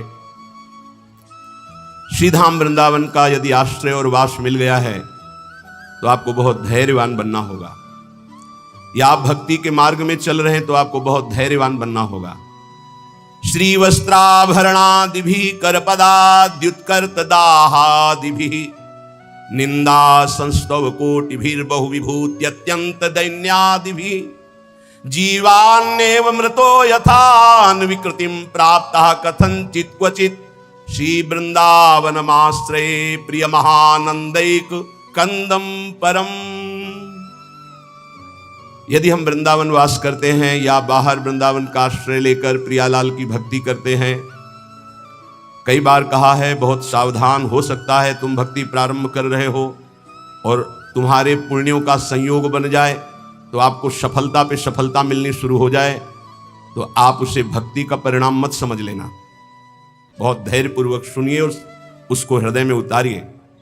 और आप भक्ति प्रारंभ किए और आपके पाप का संयोग शुरू हो गया नष्ट होना, तो आपको दुख विपत्ति संकट और असफलता मिलने लगी, तो आप उसे भक्ति का परिणाम मत समझना। ये पूर्वकृत पाप और पुण्य का संयोग है। भक्ति पाप और पुण्य दोनों को समाप्त करके दिव्यानंद की अनुभूति कराती है। इसलिए श्री वस्त्राभरणादि भी, यदि आपको बड़ा वैभव मिल रहा है तो भक्ति का परिणाम नहीं है कि आपकी भक्ति सफल हो गई, बड़ा वैभव मिल रहा है, नहीं, ये पूर्वकृत पुण्य का प्रताप है। वस्त्र भरणादि भी, सुंदर स्वर्णादि आभूषण, बढ़िया वस्त्र, रुपया पैसा, हर व्यवस्था, तो बोले भक्ति की बड़ी कृपा हुई, हम भगवान की भक्ति की, भगवान हमारी भक्ति का फल हमको दे दिया। भूल मत कर लेना, ये भक्ति का फल नहीं है, ये पुण्य का फल है पूर्व जन्म के। या कर पदाद्युत कर्त दाहादि भी, आग लग गई, एक्सीडेंट हो गया, हाथ पैर टूट गए, संकट आ गया, भारी संपत्ति नष्ट हो गई, तो आप उसे भक्ति से मत जोड़िएगा कि जब से वृंदावन गए भक्ति शुरू की सब चौपट होना शुरू हो गया और चार लोग आपको मिल जाएंगे, देखा ये बड़ी भक्ति करता है इसीलिए ऐसा इसके हो, उसको भक्ति से मत जोड़िएगा। जैसे पहला सुख संविधान तुम्हारे पुण्य से आया था, ऐसे दुख, नाना प्रकार की विपत्तियां, संकट, ये पूर्वकृत पाप से आता है। जैसे उदाहरण में पूज्य राधा बाबा बाल्यावस्था से भगवान के मार्ग के अनुयायी, बहुत कट्टर शास्त्रीय सिद्धांत का पालन करने वाले, जहां स्वप्न में भी पाप नहीं हो सकता, ऐसे महापुरुष जिस समय त्रिपुर सुंदरी भगवती की आराधना का दृढ़ संकल्प लेकर साधना में लगे, खड़ाऊं फिसल गई स्नान और अंग टूट गया। और नियम था कि कोई भी औषधि किसी भी पैथिक की नहीं लेनी, चाहे वो आयुर्वेदिक हो, होम्योपैथिक हो, एलोपैथिक हो, कोई पैथिक नहीं। कितना भीषण कष्ट, बांस की पट्टियों से खपाच बांधकर उसको, और बैठ गए आराधना में। आराधना नहीं रुकी। क्या? इस उच्च कोटि की अवस्था की स्थिति को प्राप्त महापुरुष के ऐसे साधन में विघ्न, ये पूर्वकृत, उसको वर्तमानकृत नहीं माना जाता। आप लोगों की क्या साधना होगी? बड़े बड़े महापुरुषों में बड़े भयानक रोग देखे गए, ये क्या वर्तमान की भक्ति का फल है? छोटी मोटी आराधना करके कामनाओं की पूर्ति होती है। जिन्होंने जीवन को भगवान के चरणों में अर्पित कर दिया, क्या उनमें इतनी सामर्थ्य नहीं कि अपने शरीर को स्वस्थ रख सके? लेकिन शरीरकृत पाप और पुण्य का प्रभाव इस शरीर में जो आ रहा है, कभी ज्ञानी पुरुष, विवेकी पुरुष उसको टालता नहीं है, उसे स्वीकार करता है और अपने भजन के बल से आवागमन से मुक्त होकर भगवान को प्राप्त होता है। इसलिए धैर्यपूर्वक अध्यात्म को समझने की चेष्टा करें। चाहे हमें वस्त्राभूषण आदि खूब श्री वैभव संपत्ति मिल जाए और चाहे हमारे अंग भंग हो जाए, सब संपत्ति नष्ट हो जाए, निंदा संस्तव कोटि भी, चाहे कोई हमारी बड़ाई करे कि भाई बहुत कृपा पात्र हैं, भगवान का भजन करते हैं, और चाहे कोटि निंदा, कोई करोड़ों प्रकार से हमारी निंदा करे, बहु विभूत्यंत दैन्यादि भी, चाहे बड़ी विभूतियां एकत्रित हो जाएं या बिल्कुल सब नष्ट हो जाए, तो भी हम अपने प्रभु की भक्ति छोड़ने वाले नहीं। ऐसा धैर्यवान परमार्थ पे चल सकता है। देखो, विचार करके देखो, अध्यात्म किसे कहते हैं? नाटक को अध्यात्म नहीं कहते, पाखंड दंभ को अध्यात्म नहीं कहते। ये अध्यात्म बड़ो ही कठिन है, भजन ढिग ढरिबो। ये शूरवीर का कार्य है कि कदम आगे बढ़ेगा, चाहे जितना अस्त्र संचालन हो। जीवन नेव मृतो यथा विकृतिम प्राप्ता कथनचित क्वचित। जीवित रहूं या मर जाऊं, कदम पीछे नहीं हटेंगे। ये उन बहादुरों का मार्ग है परमार्थ, कायरों का मार्ग नहीं कि काम क्रोध मारा थप्पड़ और फैल के गिर गए, कंठी अलग माला अलग तिलक अलग। ये उनका कार्य नहीं है। उन शूरवीरों का कार्य है आगे की पंक्ति में, जीवन नेव मृतो यथा न विकृतिम। जीवित रहूं या मर जाऊं इसकी कोई परवाह न विकृतिम। अपनी भक्ति में विकृति नहीं आने दूंगा, अपने भगवत मार्ग में मैं कभी कमी नहीं आने दूंगा। नियम लो, यह है भक्ति का स्वरूप। तब अजित भगवान को जीता जाता है। ये खिलवाड़ का मार्ग नहीं है। प्राप्ता कथनचित क्वचित, कोई भी विकार आकर के कहीं भी निपट सकता है। यह है गुरु का चेला, दूसरा कोई नहीं है। जैसे पहलवान गुरु अपने चेले को जहां देखता है कि कमजोर है, वहीं पीट पीट के फिर वो अखाड़े पे खड़ा करता है, अंगुली घुमाता है। ऐसे कोई भी लड़ सकता है। ऐसे ही यहां क्वचित कथनचित, कहीं भी कोई भी मेरे प्राण ले लो, लेकिन मैं भक्ति का मार्ग नहीं छोड़ सकता। चाहे वैभव आवे, चाहे नष्ट हो जाए, चाहे शरीर रहे या नष्ट हो जाए, यश हो या अपयश हो, इसकी कोई परवाह नहीं। जीवन नेव मृतो यथा विकृतिम प्राप्ता कथनचित क्वचित। मरूं या जीऊं इसकी अब कोई परवाह नहीं। ऐसा ही उपासक विजय प्राप्त करता है इस माया पर। नहीं तो बहुत लुभावना और भयावना दोनों प्रकार का आकर्षण माया देती है। शूरवीर टिकता है, नहीं मृत्यु वरण, लेकिन भगवान को नहीं छोड़ सकता। महात्मा बुद्ध जी जब ब्रह्मबोध करने के लिए घर से निकले, एक वृक्ष के नीचे बैठे और संकल्प किया कि शरीर का मांस गलित हो जाए, हड्डियां टूट जाएं, प्राण निकल जाएं, पर जब तक ब्रह्म साक्षात्कार नहीं होगा तब तक आसन से नहीं उठूंगा। और ब्रह्मबोध करके ही आसन से उठे, इसलिए उसे बोध वृक्ष कहा गया। वही चित्र और वही श्लोक उड़िया बाबा अपने डायरी में रखते थे सदैव सामने। ऐसे जीवन में 2 श्लोक सामने सदैव रखा अपने दिमाग में। मात्रा स्पर्शास्तु कौन्तेय शीतोष्ण सुख दुःखदा आगमा पायनो अनित्यास्तास्तिति चस्व भारत यम ही न व्यथयन्ति ते पुरुषम पुरुषर्षभ सम दुःखा सुखाधीरम स्वमृतत्वाय कल्पते। जब कभी कोई भी विपत्ति, संकट, गर्मी, सर्दी, भूख, प्यास, ये 2 श्लोक का निरंतर सामने से भगवान कह रहे हैं, जगत गुरु कह रहे हैं, यम ही न व्यथयन्ति ते, व्यथित मत हो, शांत मंत्र में लग, अपने इष्ट के चिंतन में लग। बहुत ध्यान देने योग्य बात है। सच्ची मानिए, भगवान के मार्ग में चलने के लिए ये तो पक्का है, पक्का है, पक्का है। अपने को प्रभु के चरणों में समर्पित करके सुख दुख दोनों को समान भाव से सहने का विचार पक्का कर लो तो निकल जाओगे। अगर सुख के भोगी बने तो दुख में भाग जाओगे, टिकोगे नहीं इस मार्ग में, चाहे गृहस्थ हो चाहे विरक्त हो। शरीर को कितना दुलार करके तुम बचा लोगे? कितना? खा पी के खूब चर्बी शरीर में बढ़ रही है, नष्ट होने वाला है। एक घृणा करो इस वृत्ति से। अच्छे अच्छे पदार्थ खा खा कर शरीर को मोटा कर रहे हैं, अपने आप को उठने बैठने लायक नहीं रह रहा है शरीर। कहो व्यायाम करो, प्राणायाम करो, शरीर को कसो, शरीर स्वस्थ, चित्त स्वस्थ, साधन संयम परायण, अभी आनंद आ जाए। भोजन तो व्यायाम, वायु ले रहे हो तो प्राणायाम जरूरी है। साधु हो या गृहस्थ हो, अगर तुम्हारा शरीर स्वस्थ नहीं, शरीर के कितने ऐसे अंग हैं जो साधारण प्रक्रिया से उन पर कोई प्रभाव नहीं पड़ता, उनको असाधारण, जैसे एक सांस में 2-3 किलोमीटर दौड़ना, चलो बाहर नहीं दौड़ सकते तो आजकल यंत्र चले हैं, ट्रेडमिल क्या कहते हैं, उस पर चल सकते हो आप। 48 मिनट प्रत्येक साधक को चाहिए कि पद्मासन या सिद्धासन में बैठे 48 मिनट, ये बहुत छोटी बात है। 6-6 घंटे आसनों पर बैठने का अभ्यास किया जाता है। भीषण सर्दी में पसीना, केवल एक लंगोटी लगाए गंगा किनारे बैठे, मार के नीचे बिछी हुई, उसी का आसन उसी का चला, 6-6 घंटे खुले में ऐसे पसीना से लथपथ शरीर हो जाता है। 90 प्राणायाम, साय मच जाती है दिमाग में, एकदम मंत्राकार वृत्ति। परमानंद की अनुभूति के लिए अध्यात्म चाहिए। शरीर का दुलार करने वाला कभी साधक नहीं होता। प्रायः कुछ ऐसे महा कृपा पात्र जन हैं जो शरीर को संयम में, इंद्रियों को संयम में रखने की विचारधारा करते हैं। नहीं तो आजकल हम सुविधा को अपनी भक्ति का फल मानने लगे हैं। सही, हम आपसे हृदय की बात कहते हैं, भले बुरा लगे। ये सुविधा भगवान की प्राप्ति में बड़ी दुविधा है।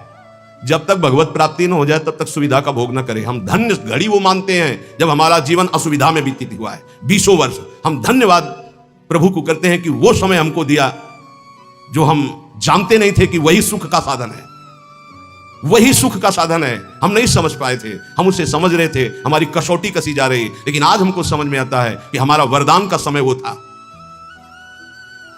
असुविधा साधक को ऊंचाई पर चढ़ाती है और सुविधा साधक को रोक देती है। ये पकड़ लेना। जिसकी वृत्ति भगवदाकार हो गई, महलों में रहे चाहे झोपड़ी में, कोई फर्क नहीं पड़ता। लेकिन ये स्थिति प्राप्त करने के लिए असुविधा चाहिए, तो उतना ही सुविधा का भोग करे, शरीर के दुलार में न फंसे, मान लिया जाए। नहीं तो आध्यात्मिक ऊंचाई पर चढ़ना कठिन हो जाता है। जो भगवत प्राप्त महात्मा जन हैं वो कह रहे हैं, बहुत जन्म व्यतीत हो गए इस शरीर से प्यार करते हुए, लेकिन सदगुरुदेव नहीं मिले, इसलिए तुम बाजी हारते गए। मन रे अब की बेर संहारो, जन्म अनेक दगा में खोए, बिना गुरु बाजी हारो। मन रे अब की बेर संहारो। बहुत से तुम्हारे जन्म हुए, मनुष्य जन्म, लेकिन सदगुरु नहीं मिले, इसलिए बाजी हार गए। अब की जीत जाओ। सदगुरु का वरण करके उनकी आज्ञा के अनुसार चल दो। बहुत कठिन है सदगुरु की आज्ञा पर चलना। हमारा मन अहंकार से प्रेरित होकर मनमानी आचरण करने के लिए बहुत राजी होता है, लेकिन गुरुमानी होकर मन को मारकर गुरु आज्ञा में रहना एक किसी विशेष भाग्यशाली उपासक के भाव होते हैं। बाल्यावस्था तो हमारी ऐसे चली गई कि पता ही नहीं चला खेल कूद में। बालापने ज्ञान नहीं तन में, जब जन्म्यो तब बारो, तरुणाई सुख बाम में खोयो, बाजो कूच नगारो। बाल्यावस्था कब चली गई पता नहीं चला, सोने में, खाने में, खेलने में। और जब जवानी आई तो बाम कहते हैं प्रतिकूल काम आकर्षण शरीरों में। ये ऐसा नशा चढ़ा काम का जवानी में, कुछ समझ में नहीं आया और जवानी निकल गई। तरुणाई सुख बाम में खोयो। डंके की चोट में काम ने तुम्हारी यौवन अवस्था को नष्ट कर दिया। गोस्वामी तुलसीदास जी कहते जौवन ज्वर के ही नहीं बलकावा। जवानी का बुखार किसको नहीं चढ़ा? तो कोई तो होगा जिसको नहीं चढ़ा। उसी को नहीं चढ़ा जो भगवान के चरणों में चित्त लगा दिया। नहीं तो जौवन ज्वर के ही नहीं बलकावा। बड़ी कृपा होती है साधकों पर जब असुविधा जवानी में होती है। पेट में अन्न ही नहीं है तो काम की वृत्ति ही नहीं जागृत होती। बस एक ही आग लगी हुई है, कैसे ब्रह्म साक्षात्कार हो जाए, इस प्रपंच का बाध करके कैसे स्वरूप में स्थित हो जाऊं। वहां कोई गुंजाइश नहीं कुछ सोचने की, देखने की, बोलने की। अब यौवन अवस्था में काम सुख और बुढ़ापा अवस्था में, बाल्यावस्था से जवानी तक जो किया उसके संस्कार खत्म, मनुष्य जीवन खत्म। खलक सब रैन का सपना, समझ मन कोई नहीं अपना। कठिन है मोह की धारा, बहा सब जात संसारा। घड़ा जो नीर का फूटा, पत्र जो डार से टूटा। जो पत्ता डाल से टूट गया दोबारा नहीं लगेगा। कच्ची मिट्टी में पानी भरा गया, फैल गई, किसी काम की नहीं रही। ऐसे ही बुढ़ापा के बाद एक अवस्था थी मृत्यु। फिर मानव जीवन गया, फिर अन्य योनियों में भटकना पड़ा। तीन लोक और भुवन चतुर्दश, सब ही काल को चारो। पूरी रहो जगदीश गुरु, तन बासे रहो नियारो। कहे कबीर सुनो भय साधु, सब घट देखन हारो। जन्म अनेक दगा में खोए, बिन गुरु बाजी हारो। मन रे अब की बेर संहारो। चाहे जितना तुम पुण्य करके चाहे जिस लोक में जाओ, तीनों लोकों तक काल का नगाड़ा बजता है। हर समय वो विनाश लीला करता रहता है। सब काल का चारा है, कोई नहीं बच सकता। जैसे हरिवंश प्रपंच बंच सब काल ब्याल को खायो, यह जिय जान श्याम श्यामापद कमल संगी सिरनायो। गुरुदेव ने जिसको स्वीकार किया और जगदीश का ज्ञान प्रदान कर दिया, कबीर साहब कहते हैं भाई सुनो, वही विजय प्राप्त कर लिया जो घट घट में सबको आराध्य देव माना, हर घट में हमारा आराध्य देव विराजमान है, वो जीवन मुक्त हो गया। इस शरीर का धारण करना मानव देह का यही सफलता है। नाम जप करते हुए सब में भगवत भाव करके अपने आप का उद्धार कर ले। समझो रे भाई, समझो रे, अरे हिया नहीं रहना, करना अंत पयाना। जाना है भाई, जाना है, मरना है भाई, मरना है, आज नहीं तो कल मरना है। गंदे विषय सेवन करके नहीं, भगवान नाम जप करके, अच्छे आचरण करके, भगवत प्राप्ति करके मरना है। यदि हम इस मनुष्य शरीर से भगवत प्राप्ति नहीं कर पाए तो हमारे दुख का अंत नहीं होने वाला। प्रेम भक्ति की रीति समुझ कर हित सो राम रिझावे, गोविंद के कौतुक गुण लीलाता को ध्यान लगावे। सेवा सुमिरन बंदन अर्चन नौधा सो चित लावे, अब की अवसर भलो बनो है, बहुरी दाव कब पावे। भजन प्रताप उतरे भव सागर, उर आनंद बढ़ावे। साधुन की संगति को साबुन लेकर ममता मैल बहावे। हे भाई, बिना प्रेम भक्ति के भगवान की प्राप्ति कठिन है। गोविंद के चरणारविंद का आश्रय लेकर नाम जप करते हुए जो लीला गाते हैं, अर्चन बंदन करते हैं, नौधा भक्ति करते हैं, उनके हृदय में प्रेम लक्षणा भक्ति जागृत होती है। ये प्रेम लक्षणा भक्ति साधु संग से आती है। साधु संग रूपी ऐसा साबुन है कि ममता रूपी मैल धुल जाता है, और जहां मन ममता रूपी मैल से रहित हुआ तहां प्रेम प्रकाशित हो जाता है। प्रेम प्रकाशित होने में जो बाधा है, भक्ति करते हुए और साधु संग करते हुए भी यदि प्रेम प्रकाशित नहीं हो रहा तो ये कुछ बाधाएं इसमें वर्णन की गई हैं। ध्यान से सुन लो और इनको कभी करना नहीं तो प्रेम भक्ति जरूर जागृत हो जाएगी। पहला, आहार दोष। ध्यान में बैठा लो या लिखते जाओ। आपको साधु संग मिल गया है, नौधा भक्ति कर रहे हैं, लेकिन प्रेम नहीं प्रकट हो रहा है। जैसे आप वृंदावन धाम वास कर रहे हैं, सत्संग कर रहे हैं, नाम कीर्तन कर रहे हैं, प्रेम नहीं प्रकाशित हो रहा है, तो इन दोषों को देख लो आपके अंदर है क्या। पहला है आहार दोष। आहार दोष, बुरी कमाई से जो अन्न आता है वो बुद्धि को भ्रष्ट कर देता है। इसीलिए हम आकाश वृत्ति से जीते हैं। आकाश वृत्ति, हमारे पास वही अन्न आएगा जो श्री जी पास करेंगे। नहीं, हिम्मत नहीं किसी के यहां रख दे। यहां शासन है सहचरियों का। यहां ऐसा नहीं कि कोई पापात्मा आवे और आके गड्डी रख के चला जाए, ऐसी हिम्मत नहीं, उसके कदम नहीं उसके अंदर प्रवेश कर सकते। यहां शासन है, अव्यक्त शासन है। अगर यहां 100 रुपया कोई रखता है तो मेरी लाडली जू से प्रेरित होकर रखेगा, अन्यथा नहीं। इसीलिए दो प्रकार से हमारा भोजन चलता है। एक तो ब्रजवासियों की टूक मांग के आते हैं, और दूसरा आकाश वृत्ति से जो आता है, बिना मांगे, बिना इशारा किए और बिना किसी प्रकार का सम्मान दिए। ये नहीं कि आप अर्थ देने वाले हो तो आपको एकांत में बुलाकर जयमाला पहनाई जाए, जय हो आपकी, आपसे बिल्कुल नहीं। और हो सकता है कि आपको कटु वचन सुनने पड़े और फिर आप रखो तो तुम बहादुर नहीं, लेके जाओ। लक्ष्मीपति जिनके सेवक हैं, उनके सेवक हैं, इसलिए हर अन्न का कण पवित्र होगा। यहां का हमारी स्वामिनी के द्वारा प्रेरित जो आता है वो हृदय से स्वीकार है।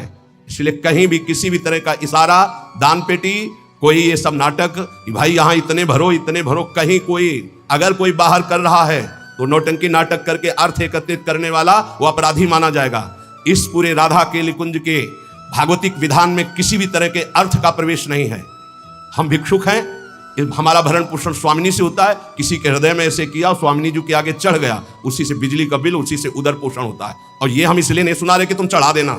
हम तो कसम खवाई सत्संग में कि जिनको ये लगता हो कि मेरे द्वारा चलता है, तुम्हें इष्ट की कसम है, यहाँ चवन्नी मत चढ़ाना। हम देखते हैं अपने स्वामी को, तुम्हारे से हमारा नहीं चलता, हम स्वामी से देखते हैं जिनसे अनंत ब्रह्मांड। तुमने सहयोग किया था ब्रह्मांड बनने में, क्या अनंत ब्रह्मांड एक संकल्प में बन गए, उनके हम दास हैं। तो जो अधर्म की कमाई से, अधर्म की कमाई कैसे होती है? जहां हमारा धर्म कहता है कि ये नहीं लेना चाहिए, हम उसे लेते हैं। जहां हमारा धर्म कहता है ये नहीं करना चाहिए, उसे हम करते हैं और फिर वो अर्थ लेते हैं। कई तरह के अधर्म की कमाई होती है। इसको हमने देखा भ्रमण के समय में। जैसे कहा जाता है कि आपका ब्लैक व्हाइट हो जाएगा, ऐसा हमने कहीं पढ़ा, शास्त्रों में नहीं पढ़ा, संतों से नहीं सुना। धर्म से 10 रुपया कमाओ, 4 रोटी बनाओ, 1 रोटी में 4 टुकड़े कर लो, 3 में तुम पाओ, एक गाय को दे दो, कौआ को दे दो, एक भिक्षुक संत को दे दो, एक ऐसे डाल, कोई जीव जंतु खा ले, इसे कहते हैं।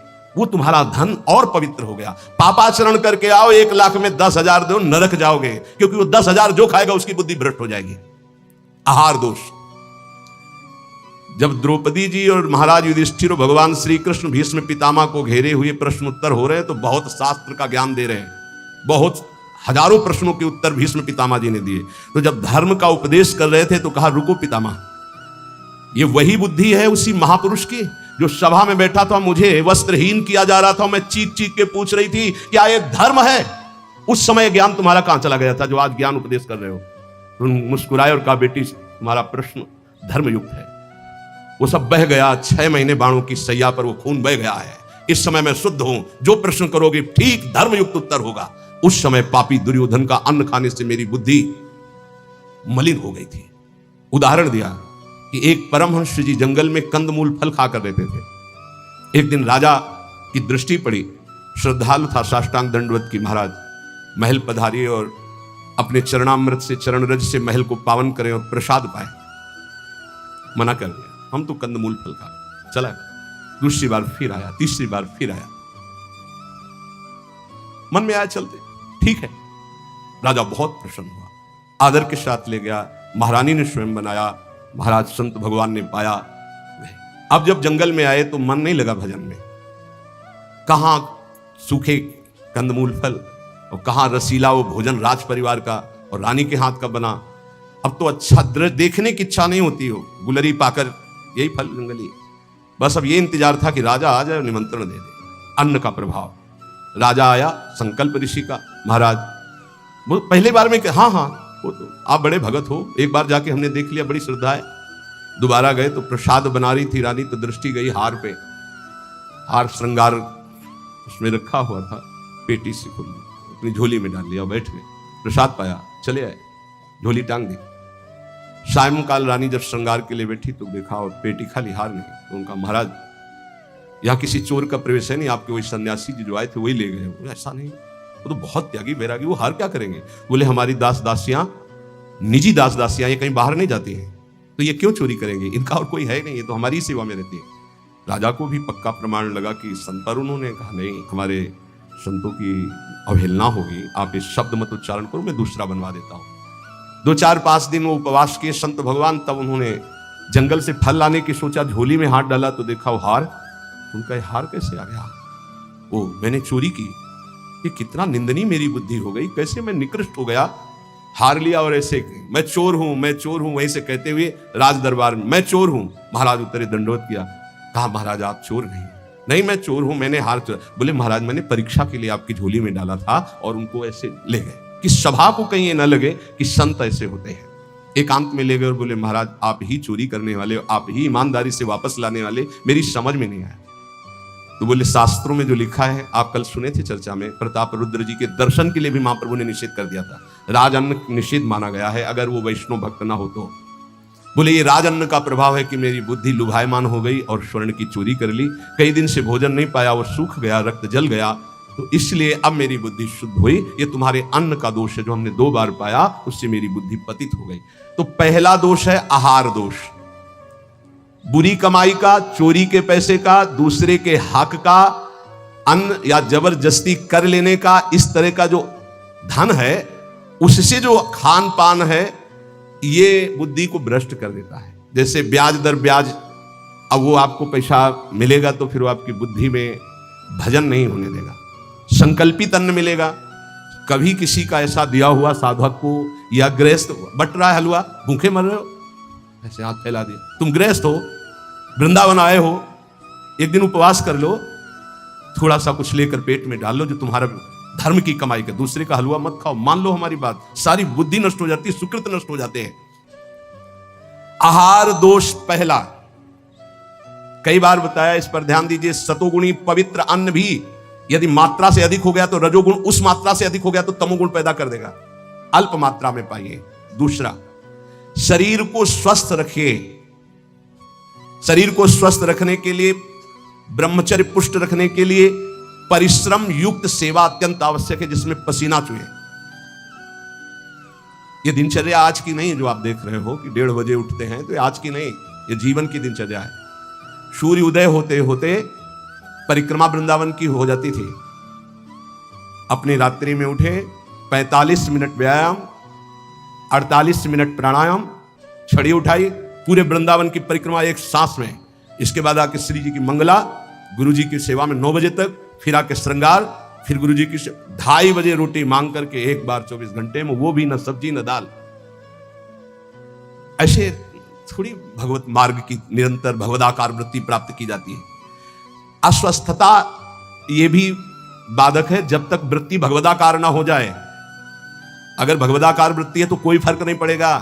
भगवदाकार वृत्ति नहीं है और आपको केवल ऐसे नकली वो करके अल्ट्रासाउंड ऐसे और आपको बता दिया जाए कि आपकी किडनी थोड़ा दोष युक्त हो रही है, भजन करके दिखा देना, डिप्रेशन में पहुंचने लगोगे।